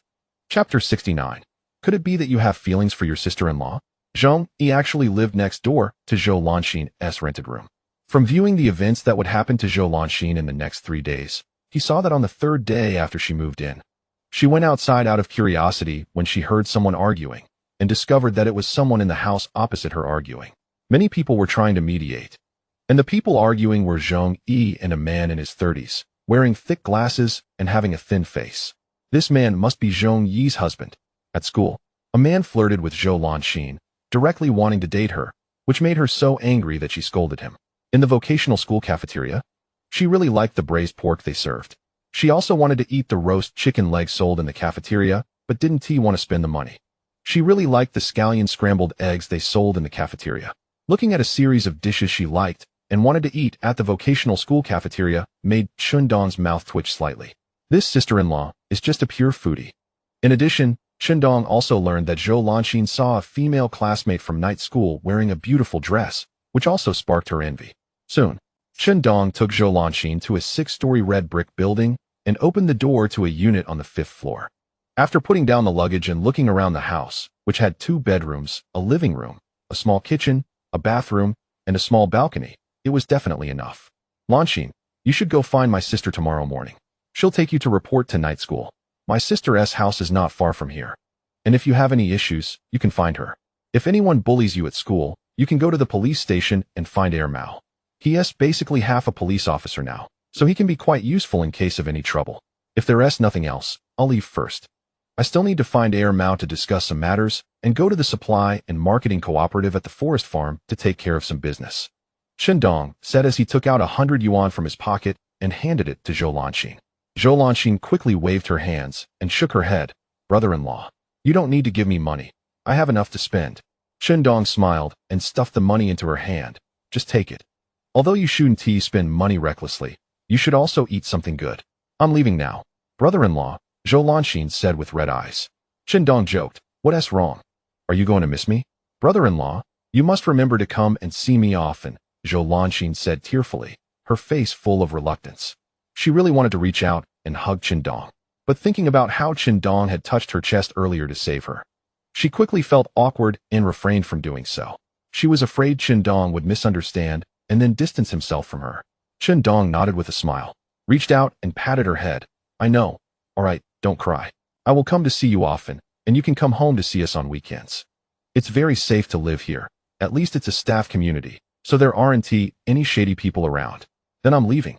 As he was about to leave, Qindong couldn't help but reach out and pinch his sister-in-law's collagen-rich face. Initially, he thought about giving her a hug to comfort her, but then he reconsidered. Since he had already touched her chest earlier, hugging her now would make her think what? She might really think he was being a pervert. After Qindong left, Zhou Lanxin's eyes were blurry with tears. Soon, she stood on the balcony, watching Qindong wave at her from downstairs, his figure growing further and further away, and her heart felt a bit chaotic. Smelly brother-in-law, just like that. You didn't even comfort me properly, Zhou Lanxin muttered to herself. Thinking about living here in the future, with Qindong visiting her often, many possibilities floated in her mind. She knew it was not good to have such thoughts. The moment she saw Qindong, she had liked him, but she buried those feelings deep inside. The way he stood up to his mother, returned the betrothal gifts, and insisted that his mother treat her well in the future gave Zhou Lanxin a strong sense of security. His alliance with Zhou Honglian also sparked some feelings in her. Before, she kept her thoughts to herself, but during this time, she would occasionally reveal some of her feelings. Brother-in-law, you're really funny. Can't you see that I like you? She thought. Yunjia, can you accept brother-in-law teaming up with Hong Yunjia? You don't mind having one more person, right? With this thought, Zhou Lanxin's face was filled with anticipation for the future. Living here meant more opportunities for her to be alone with Qindong. Little 5, wow. You actually got yourself a permanent 28 bar. It's way better than the big golden deer I ride. At the entrance of the police station, Mao exclaimed as he saw Qindong riding the 28 bar. Qindong proudly replied, of course. The big golden deer doesn't even compare to the permanent one. After arriving here, he spoke with the police about finding Chen Guoli and happened to run into Zhao Ligui, who said he would call Mao over. Mao smiled and said, Little 5, how about you let me ride the permanent one for a few days? Qindong immediately scolded, damn it, Mao. What good thing are you dreaming about? I just bought it today, and I've barely ridden it for less than an hour. You want to ride it already? You have to let me ride it for a few days first, then I'll let you ride it. You're just joking. I don't even want to ride the 28 bar now. We go out in a motorcycle. Isn't that much better than pedaling a 28 bar? Mao pushed Qindong's shoulder playfully, grinning. Qindong laughed. All right, comrade Chen Guoli. You've become quite the little cow with your monthly cycle, and you've even got a motorcycle now. Motorcycles are the main mode of transportation for the police in this era. I have to thank you for this. Last time, we found the real culprit behind the wheat theft at Hongxing West Farm, and then you told me about that kid. Our bureau contacted other police stations with related cases, and through this information, we connected several long-standing unsolved cases. Now our bureau plans to make moves. And within a day or two, we'll capture that kid. My brother-in-law let me and Lin Hongxing take the lead in gathering this intelligence, which is also to give her and Director Lin some face. Director Lin was very happy and praised me at a bureau meeting. I shouldn't have any problem getting regularized in a while, and Director Lin even allocated a motorcycle for us as a means of transportation. Lin Hongxing's wife is quite proud and feels a bit undeserving of the credit I gave her, so she let me ride the motorcycle. Haha. My brother-in-law is still worried that I won't get regularized. He never expected that I, Chen Guoli, would have such a day. Mao laughed proudly, his mouth wide open, tongue occasionally sticking out like an overly excited puppy. Hearing him, Qindong understood what he meant. It was about the information he provided, which led the Shanghai County Police to contact other police stations regarding related cases, merging several suspects from old cases. As for capturing Huang Tianbao, it required the relevant procedures. His brother-in-law wanted him to share this intelligence with Lin Hongxing, reporting their contributions together, essentially doing a favor for Lin Hongxing to enhance her case-handling credentials. It's unfortunate that you came at the wrong time. I could chat with you, but I don't have time for a meal, Mao said. Qindong quickly interrupted. Some things, don't tell me, in case it involves confidential information. Upon hearing this, Mao nodded repeatedly. Right. There are things I can't tell you. Not even my old man. Then Qindong informed Mao about Zhou Lanxin attending night classes at the vocational school. Mao, I'm worried that some male classmates might bully Lanxin at school, so if you have time in the next few days, go check on her and support her a bit. I don't want any male classmates to have improper thoughts about her just because she's pretty. Mao nodded and smiled. All right. I'll go check on her in the next few days and support her. Who dares to bully her? If they do, I'll make them pay. Your sister-in-law is indeed quite pretty, but she talks too fiercely. If someone says one thing, she can retort 10. Otherwise, I might consider dating her. Qindong pushed Mao's shoulder. Come on, you consider dating her? I strongly oppose. Mao grinned mischievously. Little 5. Could it be that you have feelings for your sister-in-law too? You scoundrel, trying to have your cake and eat it too. Qindong shook his head speechlessly. Get lost. Don't talk nonsense. What's that supposed to mean? All right, I'm leaving. Don't forget to support Lanxin. After bidding farewell to Mao, Qindong returned to his sister's house, put the 28 bar on the mule cart, and drove the cart out of the county. Next, he was heading to the black market at Hongxing West Forest Farm to buy guns. Okay, everyone, let's get moving. Around 2 in the afternoon, dozens of police officers from the Shanghai County Police Station set off under the command of the captain to capture major criminal suspect Huang Tianbao. Chapter 70. Acquiring a Type 56 in Mosenagant. Money is running low. The operation to capture Huang Tianbao went smoothly. The police had received Mao's intelligence 4 days prior and had sent several undercover agents to monitor him. After verifying cases with other police departments, the police gradually combined several cases and locked in on Huang Tianbao as the suspect. During the verification period, if Huang Tianbao showed any unusual behavior, the undercover agents would move in to apprehend him. Therefore, After Air Mao provided the intelligence, Huang Tianbao was already trapped under surveillance. The reason they didn't capture him immediately was to see if they could identify any accomplices or individuals he was in contact with. In this era, crackdowns were severe. The police needed results. Successfully handling several major cases and capturing a batch of serious criminals would add to their records. When captured, he was found in a half-open door, on a woman's bed. Following the leads, several suspects were also apprehended at the half-open door. "What are you doing? Why are you arresting me?" Huang Tianbao, held down by several police officers, struggled fiercely, his neck veins bulging as he shouted. The leading officer was Air Mao's brother-in-law, Jiang Aigua, who punched Huang Tianbao in the back and angrily shouted, "Why do you think we're arresting you? Don't you have a sense of responsibility? Do you want me to remind you of the crimes you've committed?" The winter of 75, December 13th, Sheikh Township Production Team. In 76, the militia captain of Lianhe Town, Zhang Feng. In 78, the Zhao Fuguei family of 5 from Yadaegu village. Last fall, on the black market border, Li Wangguei and Li Wangkai. As Jiang Aigua recited the cases Huang Tianbao had been involved in, his face turned pale, and disbelief filled his eyes. He froze for a moment, then desperately tried to struggle. After struggling for a while, he suddenly became as soft and powerless as a deflated ball. No more struggling. Since the police have grasped so many cases he has committed, and there are so many police here to catch him, he can't escape. What awaits him is definitely a bullet. You police are impressive, formidable. I admit defeat. Huang Tianbao even felt a sense of relief as he sighed. Go. Take them all away. Jiang Aigua waved his hand to his fellow police officers. Along with him, there was also Dong Dajuan, as well as a few others who were half hidden behind doors, and some people doing border foreign trade business together. I didn't do anything. Why are you arresting me? I didn't know he had committed so many crimes. I didn't do anything. Dong Dajuan shouted in fear, his whole body trembling like chaff after hearing the police mention the cases Huang Tianbao had committed. Air Mao stepped forward and kicked him. What good can come from doing business with him? You've committed quite a few offenses too. So just wait until we get to the station and explain everything. You, still threatening Xiao Wu, just wait and see how I take you down. Dong Dajuan and Huang Tianbao never expected that the reason they were being arrested today was simply because Dong Dajuan had lifted the cover on Chun Dong's cart while collecting mountain goods, and also because he had said a few nasty words at the supply and marketing cooperative. And that was enough to get them caught, waiting to be shot. Old man, how much is this Mosin Nagant? Give me a real price. At a little past 3 in the afternoon, Chun Dong drove his mule cart to the black market at Hongxing Shilin Farm and asked an old man in his 60s who had a Mosin Nagant in front of him. The so-called black market was actually a trading market for mountain goods formed spontaneously by some mountain dwellers in the forest area. In earlier years during the Great Leap Forward, common people were not allowed to do business, and once caught, it was easy to be labeled as speculating. However, some common people would engage in barter trade after collecting mountain goods, and as this barter trade gradually increased in number, it formed such a market in a fixed area. The authorities turned a blind eye to this.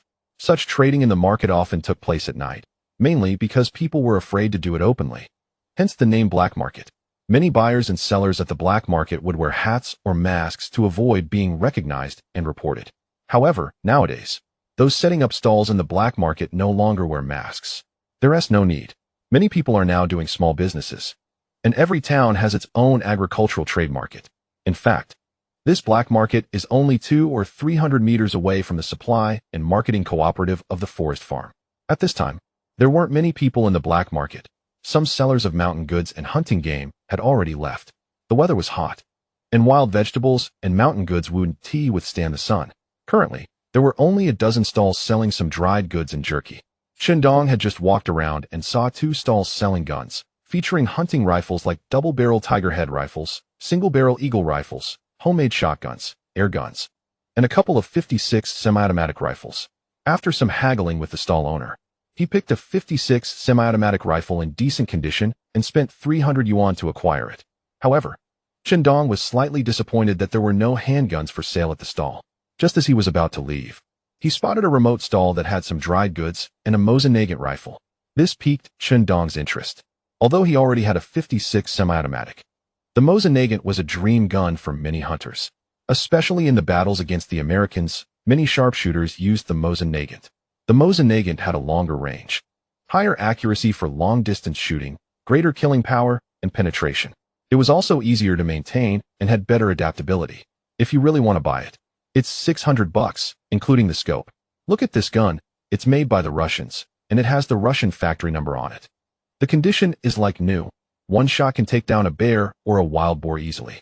Many great heroes on the battlefield used this kind of gun.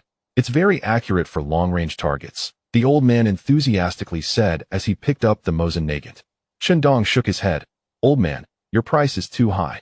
I just bought a 56 semi-automatic for a little over 200. You're asking 600 right off the bat. I just thought this gun looked good and liked it, thinking of getting a spare for fun. For hunting, I have a double-barrel rifle, and with the 56 semi-automatic. That's enough. The Mosin Nagant is a good gun, but it's not wartime now, and for hunting in the mountains, I don't need such a long range. Besides, my shooting skills aren't that great. A long range is useless for me. If it's that expensive, I won't buy it. As Shindong spoke, he turned to walk away. His implication was clear, having just bought a 56 semi-automatic and with a double-barrel rifle on hand. Whether or not to buy the Mosin Nagant was not a priority. He also downplayed the advantage of the Mosin Nagant's long range, stating that for hunting in the mountains, such range was unnecessary, and good shooting skills were required for long distances. Generally, hunters in the mountains could manage with closer targets, but not distant ones. Good shooting skills need to be honed with practice. 762 bullets cost 10 cents each. 3, 2, 1. Young man, don't go. We can talk about the price. If you're really interested, you can tell me your price. The old man selling guns quickly called out to Shindong. It was hard to find someone interested in the Mosin Nagant, and he naturally wanted to sell it. In the forest area, this gun was indeed hard to sell. Most people who buy guns here are hunters, and hunters prefer double-barrel and single-barrel rifles, which suffice for their needs. Compared to the Mosin Nagant, the 56 semi-automatic has a higher firing rate. Don't underestimate the firing rate. It's very important for hunters. A faster firing rate makes it easier to hit multiple targets. After some back and forth with the old man, Shindong finally bought the Mosin Nagant with a 4x scope for 340 yuan. Now he owned 3 guns. The double-barrel Tiger Head rifle was for close-range targets. The 56 semi-automatic was for medium to long range, and the Mosin Nagant was for long range. The old man selling guns certainly didn't expect that he was dealing with a man with top-notch shooting skills.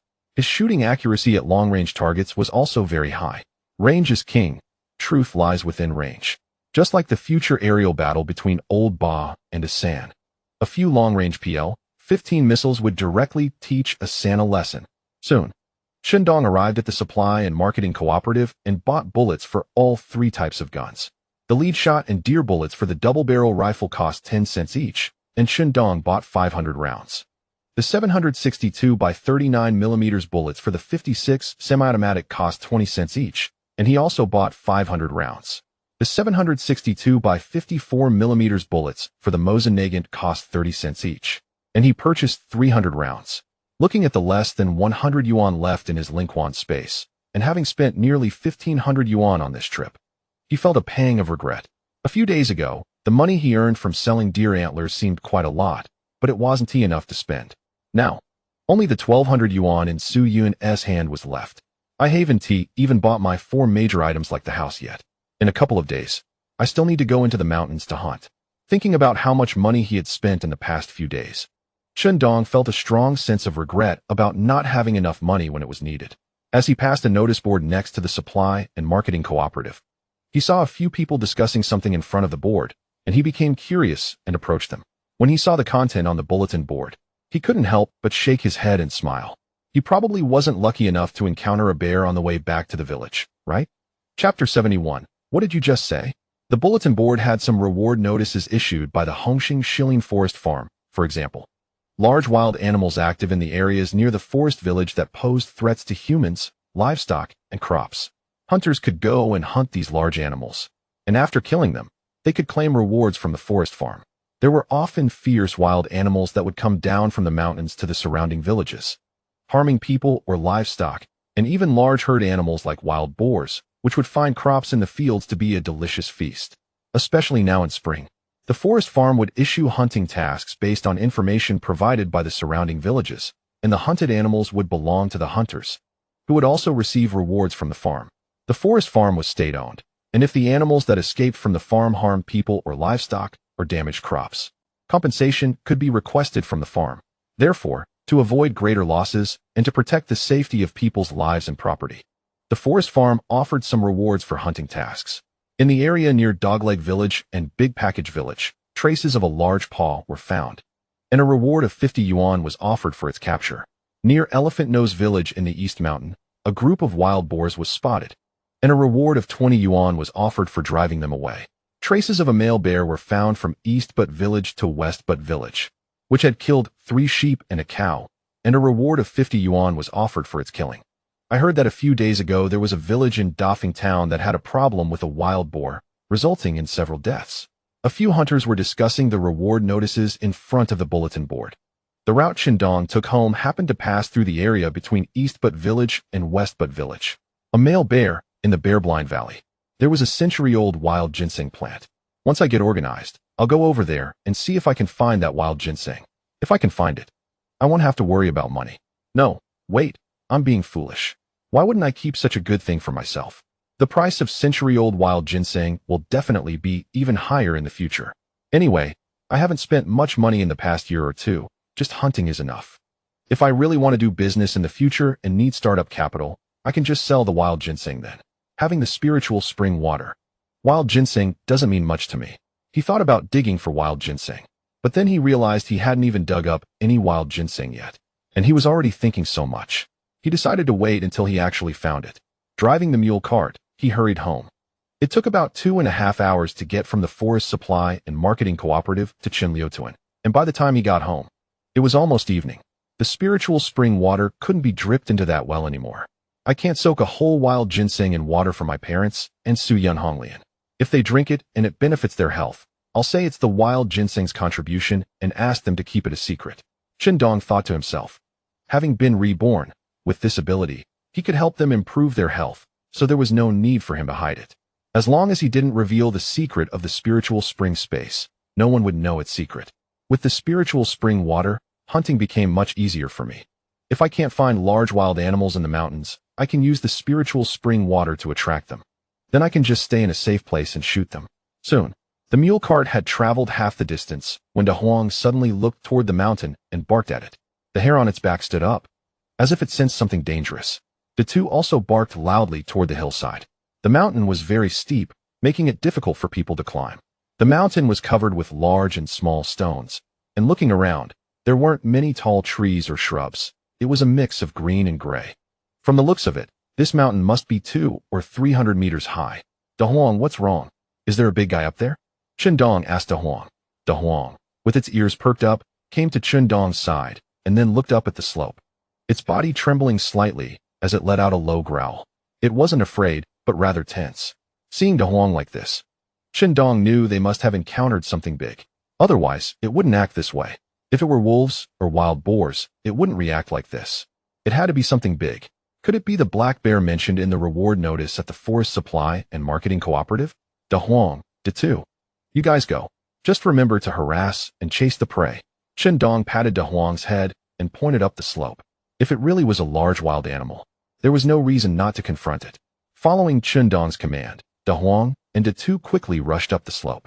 Qindong kept an eye on the two dogs, placing the 56 semi-automatic rifle and the Mosin Nagant, along with the double-barreled shotgun, on the mule cart. All 3 guns were loaded. Looking toward the slope, he didn't see any sign of the prey. The prey must be hiding behind the rocks or bushes. He held the Mosin Nagant and kept watching the slope. Such a steep slope was only manageable for De Huang and De Tu after being enhanced by the spiritual spring water.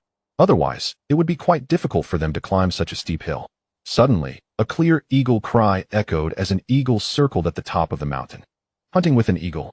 This was a trained eagle that acted as the eyes in the sky for hunters, who could locate prey based on the eagle's position in the air. However, training a cooperating eagle is much more difficult than training dogs or large animals. Qindong had trained 2 eagles when he was young, but they didn't cooperate well and were eventually released. Just then, from the other side, several people were watching the slope ahead and walking this way. One middle-aged man pointed to where the eagle was and said, "That bear is over there. Damn it. That thing is quite clever. It actually went to the top of the mountain. We can't do anything about it. We can only wait for it to move. It's a pity that we don't have any long-range guns. Otherwise, if it pops its head out, we could shoot it from a distance and maybe get lucky." Someone pointed toward the top of the mountain. Hey, which village are you from? Can I borrow your gun? When that black bear comes out, I want to take a few shots. The middle-aged man who had spoken earlier approached Dong, who was aiming the Mosin Nagant at the mountaintop. Dong replied, if you use my gun, what will I use? From the mountain came the barking of Da Huang and Da Tu. Through the scope, Dong saw a massive black bear emerge from behind a rock. The black bear is out. I see it, a sharp-eyed person exclaimed. The middle-aged man hurriedly said to Dong, let me take a shot. My aim is good. The mountaintop is about 500 or 600 meters away. You won't be able to hit it. If you shoot and scare it away, it will run off. Bang! Dong fired. Through the scope, he saw the bullet hit the bear in the front abdomen. The bear then fell straight to the ground. Wow! He killed the bear with one shot. Someone exclaimed after looking through a single-barrel telescope. Dong raised the smoking Mosin Nagant, expertly ejected the shell, and casually said to the middle-aged man, what did you just say? Afraid I would scare away the bear. Chapter 72. A single shot kills the black bear, earning a golden gallbladder. Dong's words left a few people stunned. Their eyes filled with shock as they looked at him. Among them was a middle-aged man who had previously wanted to borrow a gun from Dong and had said that Dong's shooting skills were lacking. His expression became somewhat unnatural. One shot, at a distance of 500 to 600 meters, and he killed the bear. This marksmanship is incredible. The middle-aged man gave a thumbs up to Dong and said, man, your shooting skills are impressive, amazing. By the way, which village are you from? My shooting skills have to be good too. Otherwise, wouldn't I have wasted my top-tier shooting skill? As for the Mosin Nagant, after I bought it, I fired a few shots by the roadside to familiarize myself with it. That's how I achieved a one-shot kill. I know you. Aren't you the little Wu from the Chen family in Chenlu village? I'm from Nyowang village. A few years ago, when I went into the mountains for hunting, I saw you there, a short-haired man with buck teeth said with a smile, recognizing Dong. Dong smiled and said, so this gentleman is from Nyowang village. No wonder you look so familiar. Gentlemen, how about lending a hand to bring the bear down from the mountain? I can share 20 pounds of bear meat with each of you. Also, does anyone know how to collect bear bile? Help me out with that.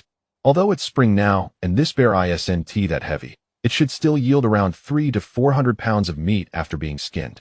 The key point is the bear bile. That's the most valuable part. Next is a bear paw. Now that summer is approaching, and the bear has been awake from hibernation for a month or two, if we're lucky, we might collect golden bile. Bear bile collection in summer usually produces golden bile, as the bile components are most stable during this time, with a golden and translucent color. Winter collection usually yields iron bile because the bear is in hibernation, making the bile thicker and darker. Spring collection typically results in vegetable bile, as the bile is thinner and lighter in color. The quality of bear bile is divided into 3 grades: golden, iron, and vegetable bile, with golden bile being the best, followed by iron bile, and vegetable bile being the worst. Golden bile has the highest medicinal value, suitable for various ailments like convulsions, sore throats, and liver fire. The value of a piece of golden bile is greatly related to its quality and size. As for bear paws, they are usually from black bear's front paws, with the left paw of male bears being the best quality due to frequent licking, leading to fatty pads. If it weren't for these few people, Dong would have definitely gone up the mountain alone to retrieve the bear's body into his spiritual space. However, since they happened to cross paths, he might as well let them help and give them some bear meat. After all, his ability to hunt the bear was partly due to them driving it here. He wasn't unreasonable. When the people from Wangzhuang tried to take a share of his wild boar meat, Dong naturally refused to indulge them. After killing the bear, it was crucial to collect the bile quickly, otherwise, the bile in the gallbladder would be absorbed by the body, leaving only the gallbladder itself. All right, man. You're quite righteous. We'll go up the mountain and bring the bear down, a man said to Dong with a smile. Although they didn't kill the bear, getting 20 pounds of bear meat was still a good deal, and it wasn't all in vain. If they encountered someone unreasonable, they might not even get a bit of bear meat, and there was nothing they could do about it. It's not like you can track a prey, work hard, and then expect to divide the meat just because someone else shot it. Sharing is about camaraderie, and not sharing is also fair. If it were always like that, how many freeloaders would be following behind just to get a piece of the meat? I'll help you collect the bear bile. If it's not collected in time, it will dissolve in the body. Once I get it, you can go home and make your dad process it, the middle-aged man said with a smile. Dong promptly responded, thank you, big brother. Once you get the bear bile for me, I'll give you a right bear paw. After killing the bear, It was essential to collect the bile quickly, otherwise, the bile would be absorbed by the body, leaving only the gallbladder. Hearing this, the middle-aged man waved his hand and laughed. Man, I'm not that shameless. I help you collect a bear bile, and you want to give me a bear paw? Even a right bear paw can sell for $100 to $200. Shindong laughed. All right, I'll cut you a bear leg. Many people are quite sensible, unlike those from Wangzhuang who immediately asked for meat. For instance, these few people knew their worth. About 10 minutes later, they huffed and puffed their way to the top of the mountain and found the bear surrounded by 2 dogs. Such a large bear. It's a pity it's spring. If it were a bear that had fattened up in autumn, it would weigh at least 400 to 500 pounds. But now it looks like it's around 300 pounds. One man couldn't help but shake his head. The group started to help, and soon the bear's skin was completely stripped off. A bear skin could fetch over 500 in the supply and marketing cooperative. As for the delicious left bear paw, it could sell for 400 to 500. The bear bile's value depended on its quality and size. Man, you hit the jackpot. It's golden bile. And it's not small. The middle-aged man exclaimed loudly after cutting into the bear meat and seeing the golden gallbladder. Shindong hurried over, and upon seeing the golden bile, he couldn't help but be overjoyed. This piece of bear bile was over 30 centimeters long and as thick as a fist at its widest point. It's golden bile. This bear bile would likely weigh around 10 to 20 grams. It could sell for 2,000 to 3,000. Unexpectedly, on the way home, he encountered such a good fortune. He was just thinking about making money, and here it was, fortune knocking on his door. The key was that his luck was all concentrated together. The bear he killed was a big one, and the bile was golden. Otherwise, if it were vegetable or iron bile, it certainly wouldn't sell for this much. Half an hour later, everyone parted ways. Shindong's mule cart was loaded with over 200 pounds of bear meat, along with the bear skin and a left bear paw, as he bid them farewell and headed home. He also kept the internal organs, as he said he had many dogs at home, and these organs would make good dog food. Among them, the middle-aged man named Lao Gua told Shindong that he could go to the supply and marketing cooperative in the forest area to claim the reward for killing the bear. Lao Gua was a professional hunter contracted with Hongxing Forest Farm and was familiar with the people at the cooperative. He said he would talk to the person responsible for this task at the cooperative to ensure that Shindong's name and home address were written down for the task completion. Shindong could go to claim the reward later. The reward for killing this bear was 50 yuan, perhaps compared to the value of the golden bile Shindong obtained. This amount was much less, but it was still money, equivalent to half a month's salary for someone working in a factory in the county. Lao Gua also invited Shindong to go hunting in the old forest together sometime, hoping to catch a big one. He had a trained hawk that was quite impressive, which made Shindong envious. If only he could train a hawk too, it would be great to have it as his eyes in the sky while hunting. Hey, you're back. Wow, little Wu, impressive. Didn't you go to the county? How did you manage to catch such a big one? Little Wu, you killed a bear. Your luck is incredible. The mountain spirits are protecting you, and you can even run into a bear on your way home. What is the bear bile like? No way. Golden bile. It's actually golden bile. Little Wu, you hit the jackpot. In the evening, Shindong, who was driving a mule cart back to Qinliutuan, encountered a crowd at the village square. After they inquired about the bear skin and bear meat on his cart, they immediately started gossiping. Shindong didn't hide anything and shared that he had killed a blind bear on the way and found a gold gallbladder. Since the hunters had already seen it, he had no reason to keep it a secret. Upon hearing that the bear he killed had a gold gallbladder worth 2,000 to 3,000, everyone was filled with envy. When he got home, Su Yun and Zhou Honglian were delighted to learn that Shindong had killed a blind bear and obtained a gold gallbladder. This was the first time Zhou Honglian directly felt Shindong's ability to earn money through hunting. The thought of such a large sum of money had a huge impact on her, comparable to when she had a relationship with Shindong. Xiao Wu, you're amazing. You went to the county town, and on your way back to the village, you managed to hunt a blind bear? I heard you got a gold gallbladder from it, worth several thousand. Just as Shindong returned home, his second sister-in-law, Liang Fong, caught the scent and rushed over. As soon as she entered, she exclaimed with undisguised envy. Then continued, I heard bear gallbladder powder is good for seizures. My cousin from my mother's side has had seizures since he was little. Can you give me some bear gallbladder powder when the time comes? Chapter 73. Shindong scolded his second sister-in-law Liang Fong. Second sister-in-law, you know that a gold gallbladder can sell for several thousand, and you still dare to ask for my bear gallbladder powder? Do you think bear gallbladder powder is as cheap as cabbage? 1 gram of high-quality bear gallbladder powder costs 100 to 200. My brother only earns so much a month. And you have the nerve to ask me for bear gallbladder powder? I got deer antlers from hunting. And you just asked for a few slices for my brother, but I killed a blind bear. And you want bear gallbladder powder? If I dig up a wild ginseng next time, will you start asking for ginseng too? Chen Dong retorted angrily. This second sister-in-law was really too much. She was snobbish enough, but now she was trying all sorts of ways to take advantage. Liang Fong was taken aback by Chen Dong's sudden retort. Her face flushed, and she sarcastically said, "Isn't it just because you killed a blind bear? I just wanted to help you. If you're unwilling to part with the bear gallbladder powder, that is fine. I didn't say I needed it. I've been helping you these days, and you treat my kindness as if it's nothing. I see you've gotten a bit of money, and now you look down on me and your brother. You've forgotten how well I treated you before." Chen Dong rolled up his sleeves and continued to scold her. "Yes, you came to help me, but you didn't come on your own. Even if you didn't help, it wouldn't matter. Besides, did I give you less than anyone else?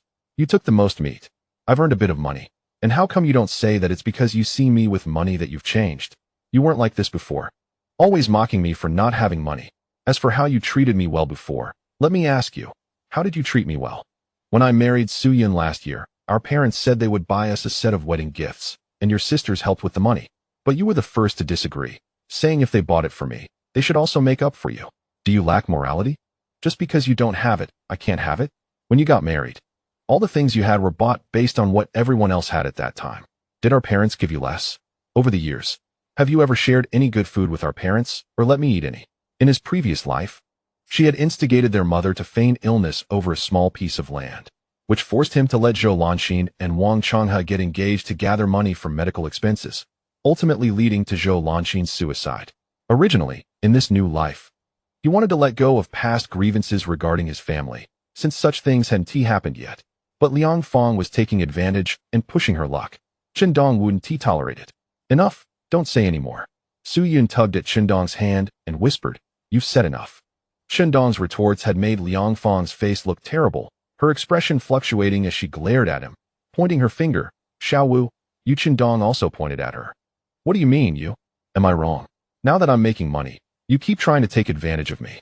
If I could think of even a few good things you've done for me, I wouldn't say this.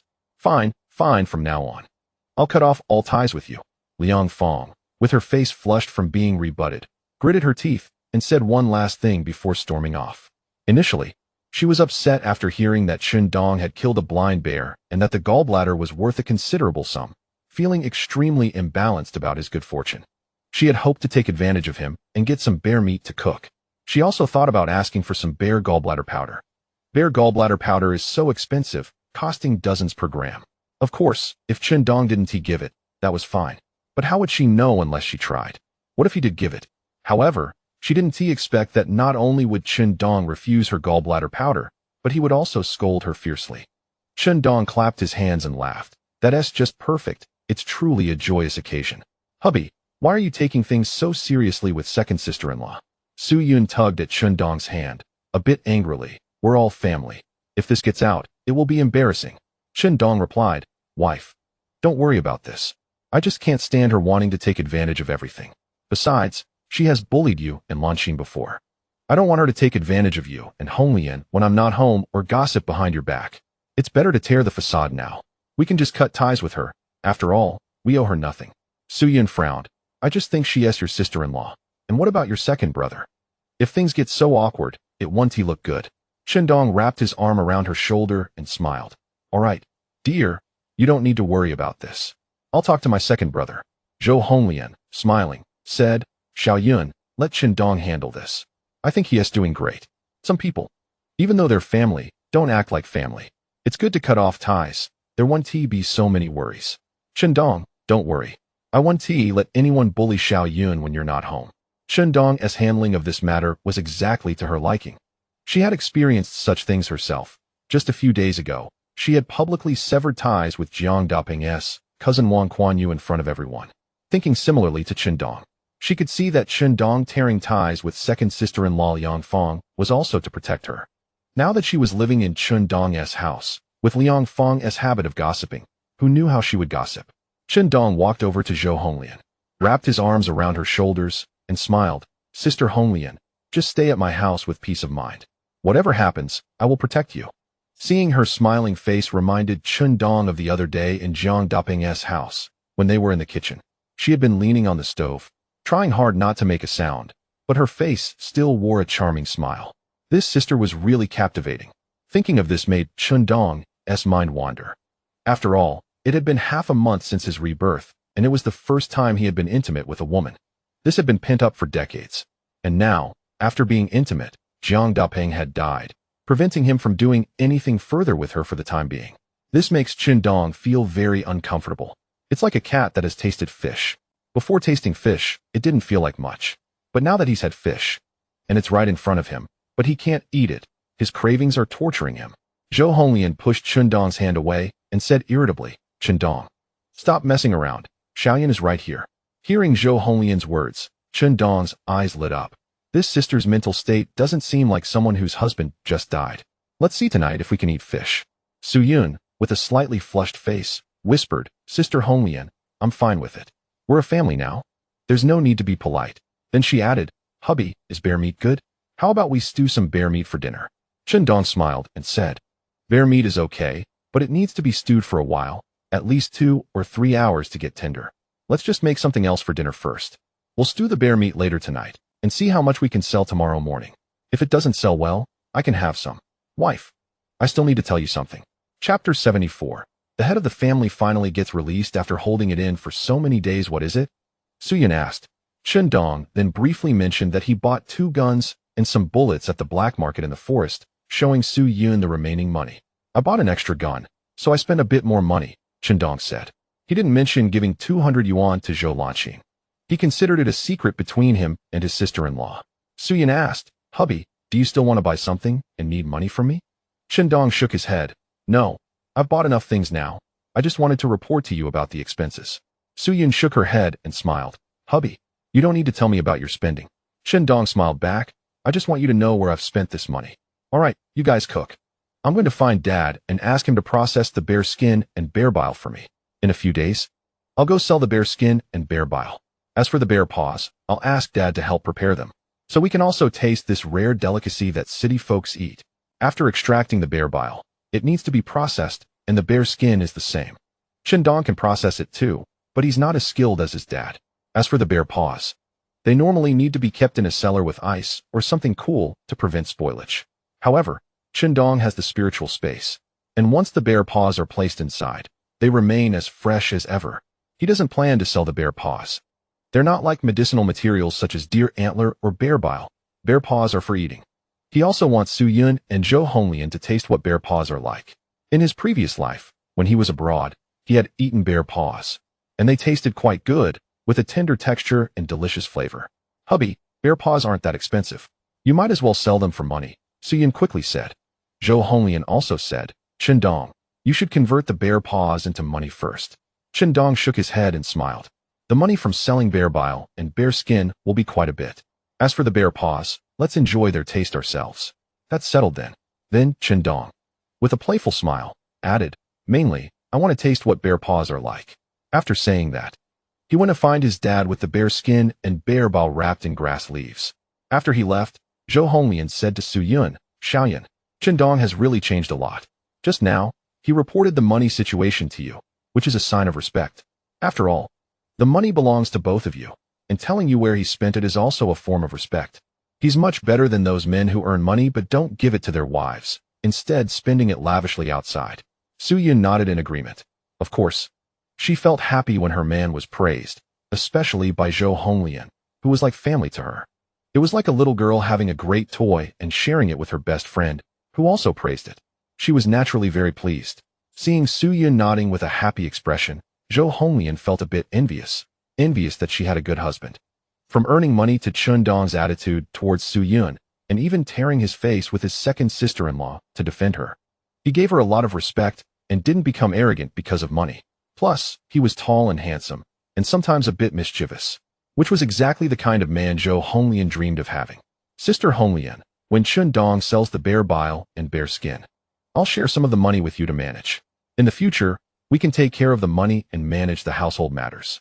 Allowing Chun Dong to earn money outside without worrying about home affairs, Su Yun said seriously. Zhou Honglian was a bit surprised. "I can manage the money?" I can't. I don't have the qualifications to manage this money. Xiaoyan, you can keep the money. I'm already very happy that you agreed to let me come here. If it weren't for Chun Dong helping me so much during this time, I wouldn't know how to get by in the future. As she spoke, while looking at Su Yun, she was thinking about some things. What does Su Yun mean? Is she using the matter of managing money to remind herself that she is the mistress of this household, and she is just a newcomer? Zhou Honglian had thought that after following Chun Dong, with her abilities and Su Yun's character, she could become an important woman beside Chun Dong in the future, replacing Su Yun's position. Has she seen through her own thoughts? However, from what she knew of Su Yun, her character wasn't the type to compete for anything. She was more gentle. Of course, although she and Su Yun had known each other for a long time and had fled to the north together to find work and earn money, their time together wasn't particularly long. So, to say how well she knew Su Yun, she wouldn't dare to say she understood her thoroughly. But now, Su Yun seriously said, Sister Honglian, you are part of the family and also Chun Dong's woman. It is appropriate for you to manage the household money. In fact, compared to me, you are more suited to manage the money. I can handle household chores and manage some small matters at home. But I'm not as good as you at dealing with others. So, in the future, let you handle matters of helping Chun Dong deal with others. We are equal in this family. Of course, if Sister Honglian prefers, I can take you as the lead when managing this household, and I can listen to you. What do you think? Zhou Honglian looked at Su Yun, who had a serious expression and was momentarily stunned before saying, Xiaoyan, you should still manage this family. I can offer you some suggestions, and I can handle the matters of helping Chun Dong deal with the outside world. But if we must distinguish a primary and secondary, this family should still be led by you. Of course, I believe that with you and me maintaining this household, along with our efforts to help Chun Dong, our future days will definitely get better and better. After speaking, Zhou Honglian opened her arms to hug Su Yun, softly saying in her ear, Xiaoyan, thank you. Thank you for accepting me. Zhou Honglian suddenly felt a bit guilty. Originally, with her strong personality, after developing a relationship with Chun Dong and entering the Chun family, she thought about becoming an important woman beside Chun Dong in the future, making him value her more. But Su Yun's words made her feel embarrassed. She actually let her manage the household money and encouraged her to help Chun Dong deal with the outside world. Even in this family, she would be the main one. She was really too naive. She was indeed thinking too much for others. Zhou Honglian's desire to compete, which had been lingering in her heart, dissipated with Su Yun's words. Sister Honglian, you're being too polite. We are good sisters who fell into trouble together. How could I bear to see you suffer? Su Yun asked. Zhou Honglian replied, Da Peng has already left. I have nothing to hold against it. Before he left, his last words were for me to quickly get together with Chun Dong, so that when he sees me pregnant from the underworld, he can finally rest in peace. Besides, I think that if I get pregnant early and declare it to the outside world, I could say the child is Da Peng's. That way, if it's a boy, he can take Da Peng's surname. Su Yun whispered, then let Chun Dong find you tonight. Zhou Honglian nodded. All right, I'll go cook. Today, our family's hunter caught a bear, so we must treat him well. Watching Zhou Honglian busying herself in the kitchen, Su Yun smiled gently. Sister Honglian, although I'm not as strong-willed as you and not good at dealing with people, I have to help Chun Dong take care of this family. This family, I want to be in charge. The head of the family has been holding it in for so many days, and tonight he finally gets to let loose. He must be very happy. As the woman in charge, I definitely need to find ways to relieve his worries. There was a hint of determination in Su Yun's gentle demeanor. Xiao Wu, your luck is really something. The mountain lord is chasing you with food. And you can even encounter a bear on the way home. Not bad, not bad. You're truly the son of the hunter king of Dafeng Town. 600 or 700 meters away, one shot took down the bear. You really have my former style. When Old Man Shen saw Chun Dong holding a large bear skin and a big golden bear gallbladder, he couldn't help but praise him as he listened to him talk about how he hunted the bear on the way back. This made Old Man Shen reminisce about his younger days. Chun Dong also asked Old Man Shen to help process the bear paws, to cook them so they could eat. However, Old Man Shen said he couldn't do it well. The process was too complicated and required a specially trained chef from the city. It's not just a matter of cooking it. That would be a waste. Those bear paws aren't even as tasty as pig trotters, Old Man Shen added. He then mentioned that last time his sister visited, she said if Chun Dong hunted something rare, he could send it to her husband, and he would pay for it. They had a big leader at the food factory looking for rare things from the mountains to treat the county leaders. Old Man Shen said Chun Dong should send the bear paws to his brother-in-law. It would also be a way to give him some face. Chun Dong nodded in agreement. saying if Old Man Chen couldn't handle it, they would just sell it. The 2 guns you bought are good, quite sturdy, and not too expensive. Especially this Mosin Nagant, wow. It's great, feels very comfortable. Next time, I should accompany you to the mountains for a few shots.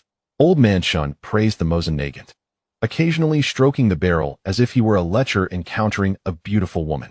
Xiao Wu, return your uncle's gun to him, Old Man Chen said. Chen Dong nodded. I've told Air Mao. He'll be back in a couple of days to take the gun. He got it from my uncle, and if I return it, it wouldn't feel right. Then Chen Dong scratched his head and chuckled. Mainly, I'm afraid my uncle will catch me and scold me. I'm quite scared of him. Air Mao's father, Chen Dachuan, had experienced the War of Resistance and later participated in the war against the Americans. He's a true national hero. When Chen Dong and Air Mao were mischievous as kids, they were often scolded sternly by Chen Dachuan, even making them cry several times, leaving Chen Dong with some psychological trauma.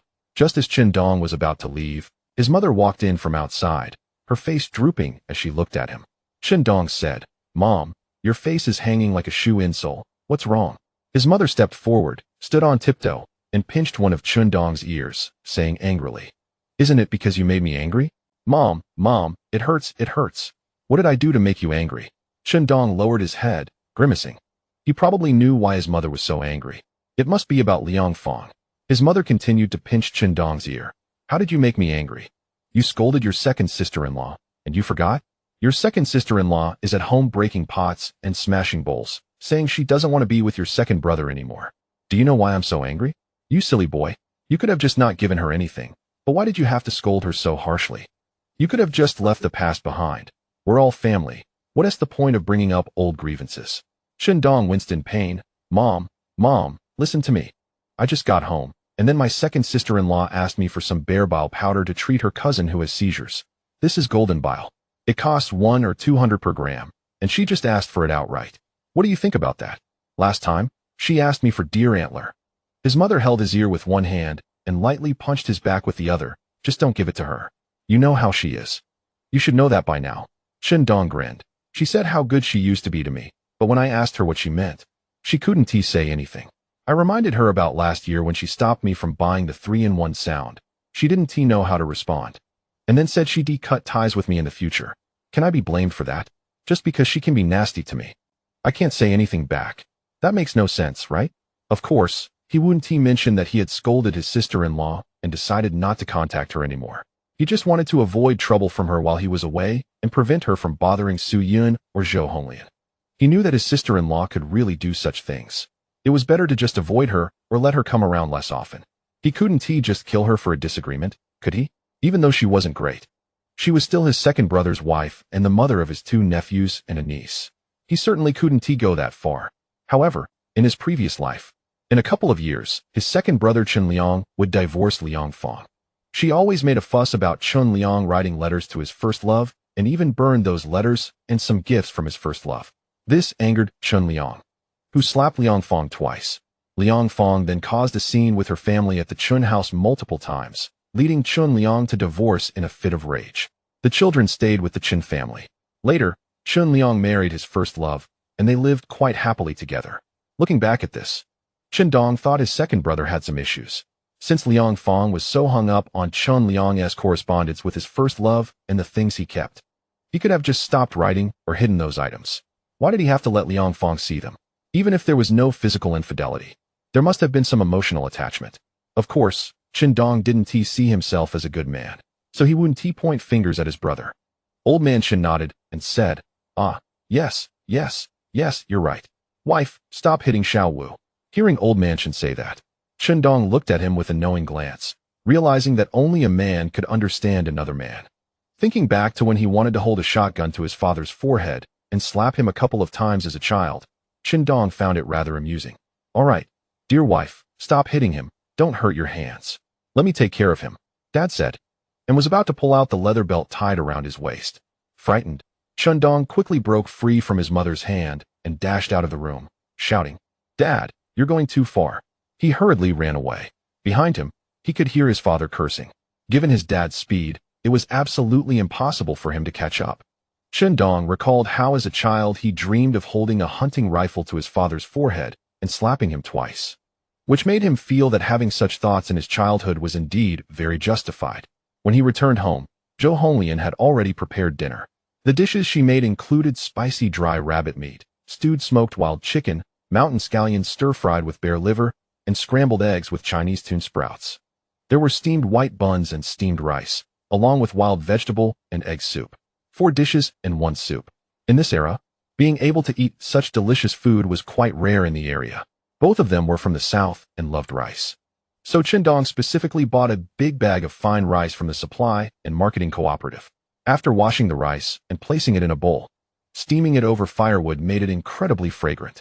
Su Yun and Zhou Honglian both enjoyed spicy food, mainly because people from their hometown could eat spicy. Qindong could handle spicy food as well, but it wasn't a big deal if he didn't eat it. In the past, when the family had no money, and Qindong wasn't focused on it, he bought several pounds of dried chili and a few pounds of dried Sichuan peppercorns on his last trip to the county. They liked to eat it, so he just bought it for them. Honglian, your cooking skills are really impressive. The dishes are so delicious, Qindong said with a smile, giving Zhou Honglian a thumbs up after tasting a piece of spicy rabbit meat. Zhou Honglian, with a flower-like smile, replied, "You like it, huh? From now on, the cooking will be my responsibility. With the dishes we have, I bet no one in our village has the same conditions. This is all thanks to your hard work hunting outside. Rabbit meat, wild chicken, and wild boar meat had all been turned into quite a bit of cured meat. As the weather got hotter, if they didn't make cured meat, even if stored in the cellar, it wouldn't last many days. Of course, it was impossible for Qindong to keep pulling out meat like a magician every time. The more often he did it, the more likely it would raise suspicion. The secret of his spiritual spring space was uniquely his secret, and no one could know about it except him. Qindong smiled and said, "Honglian, you say that, but I wasn't very sensible before. Now I know how to make money, and I'll earn enough for you to have meat with every meal." The head of the household. I told Honglian that once you sell the bear bile and bear skin, let her manage a portion of the money, Su Yun said. Qindong nodded with a smile. All right, you two discuss this. It's important for everyone to live well together. As for the household matters, you two take care of them. I'll focus on making money. And regarding external dealings, Honglian, you help Little Yun out more. As for you, Little Yun, discuss more with Honglian about our family's matters. Zhou Honglian smiled and said, Qindong, you can rest assured. Little Yun and I will definitely get along well and won't trouble you.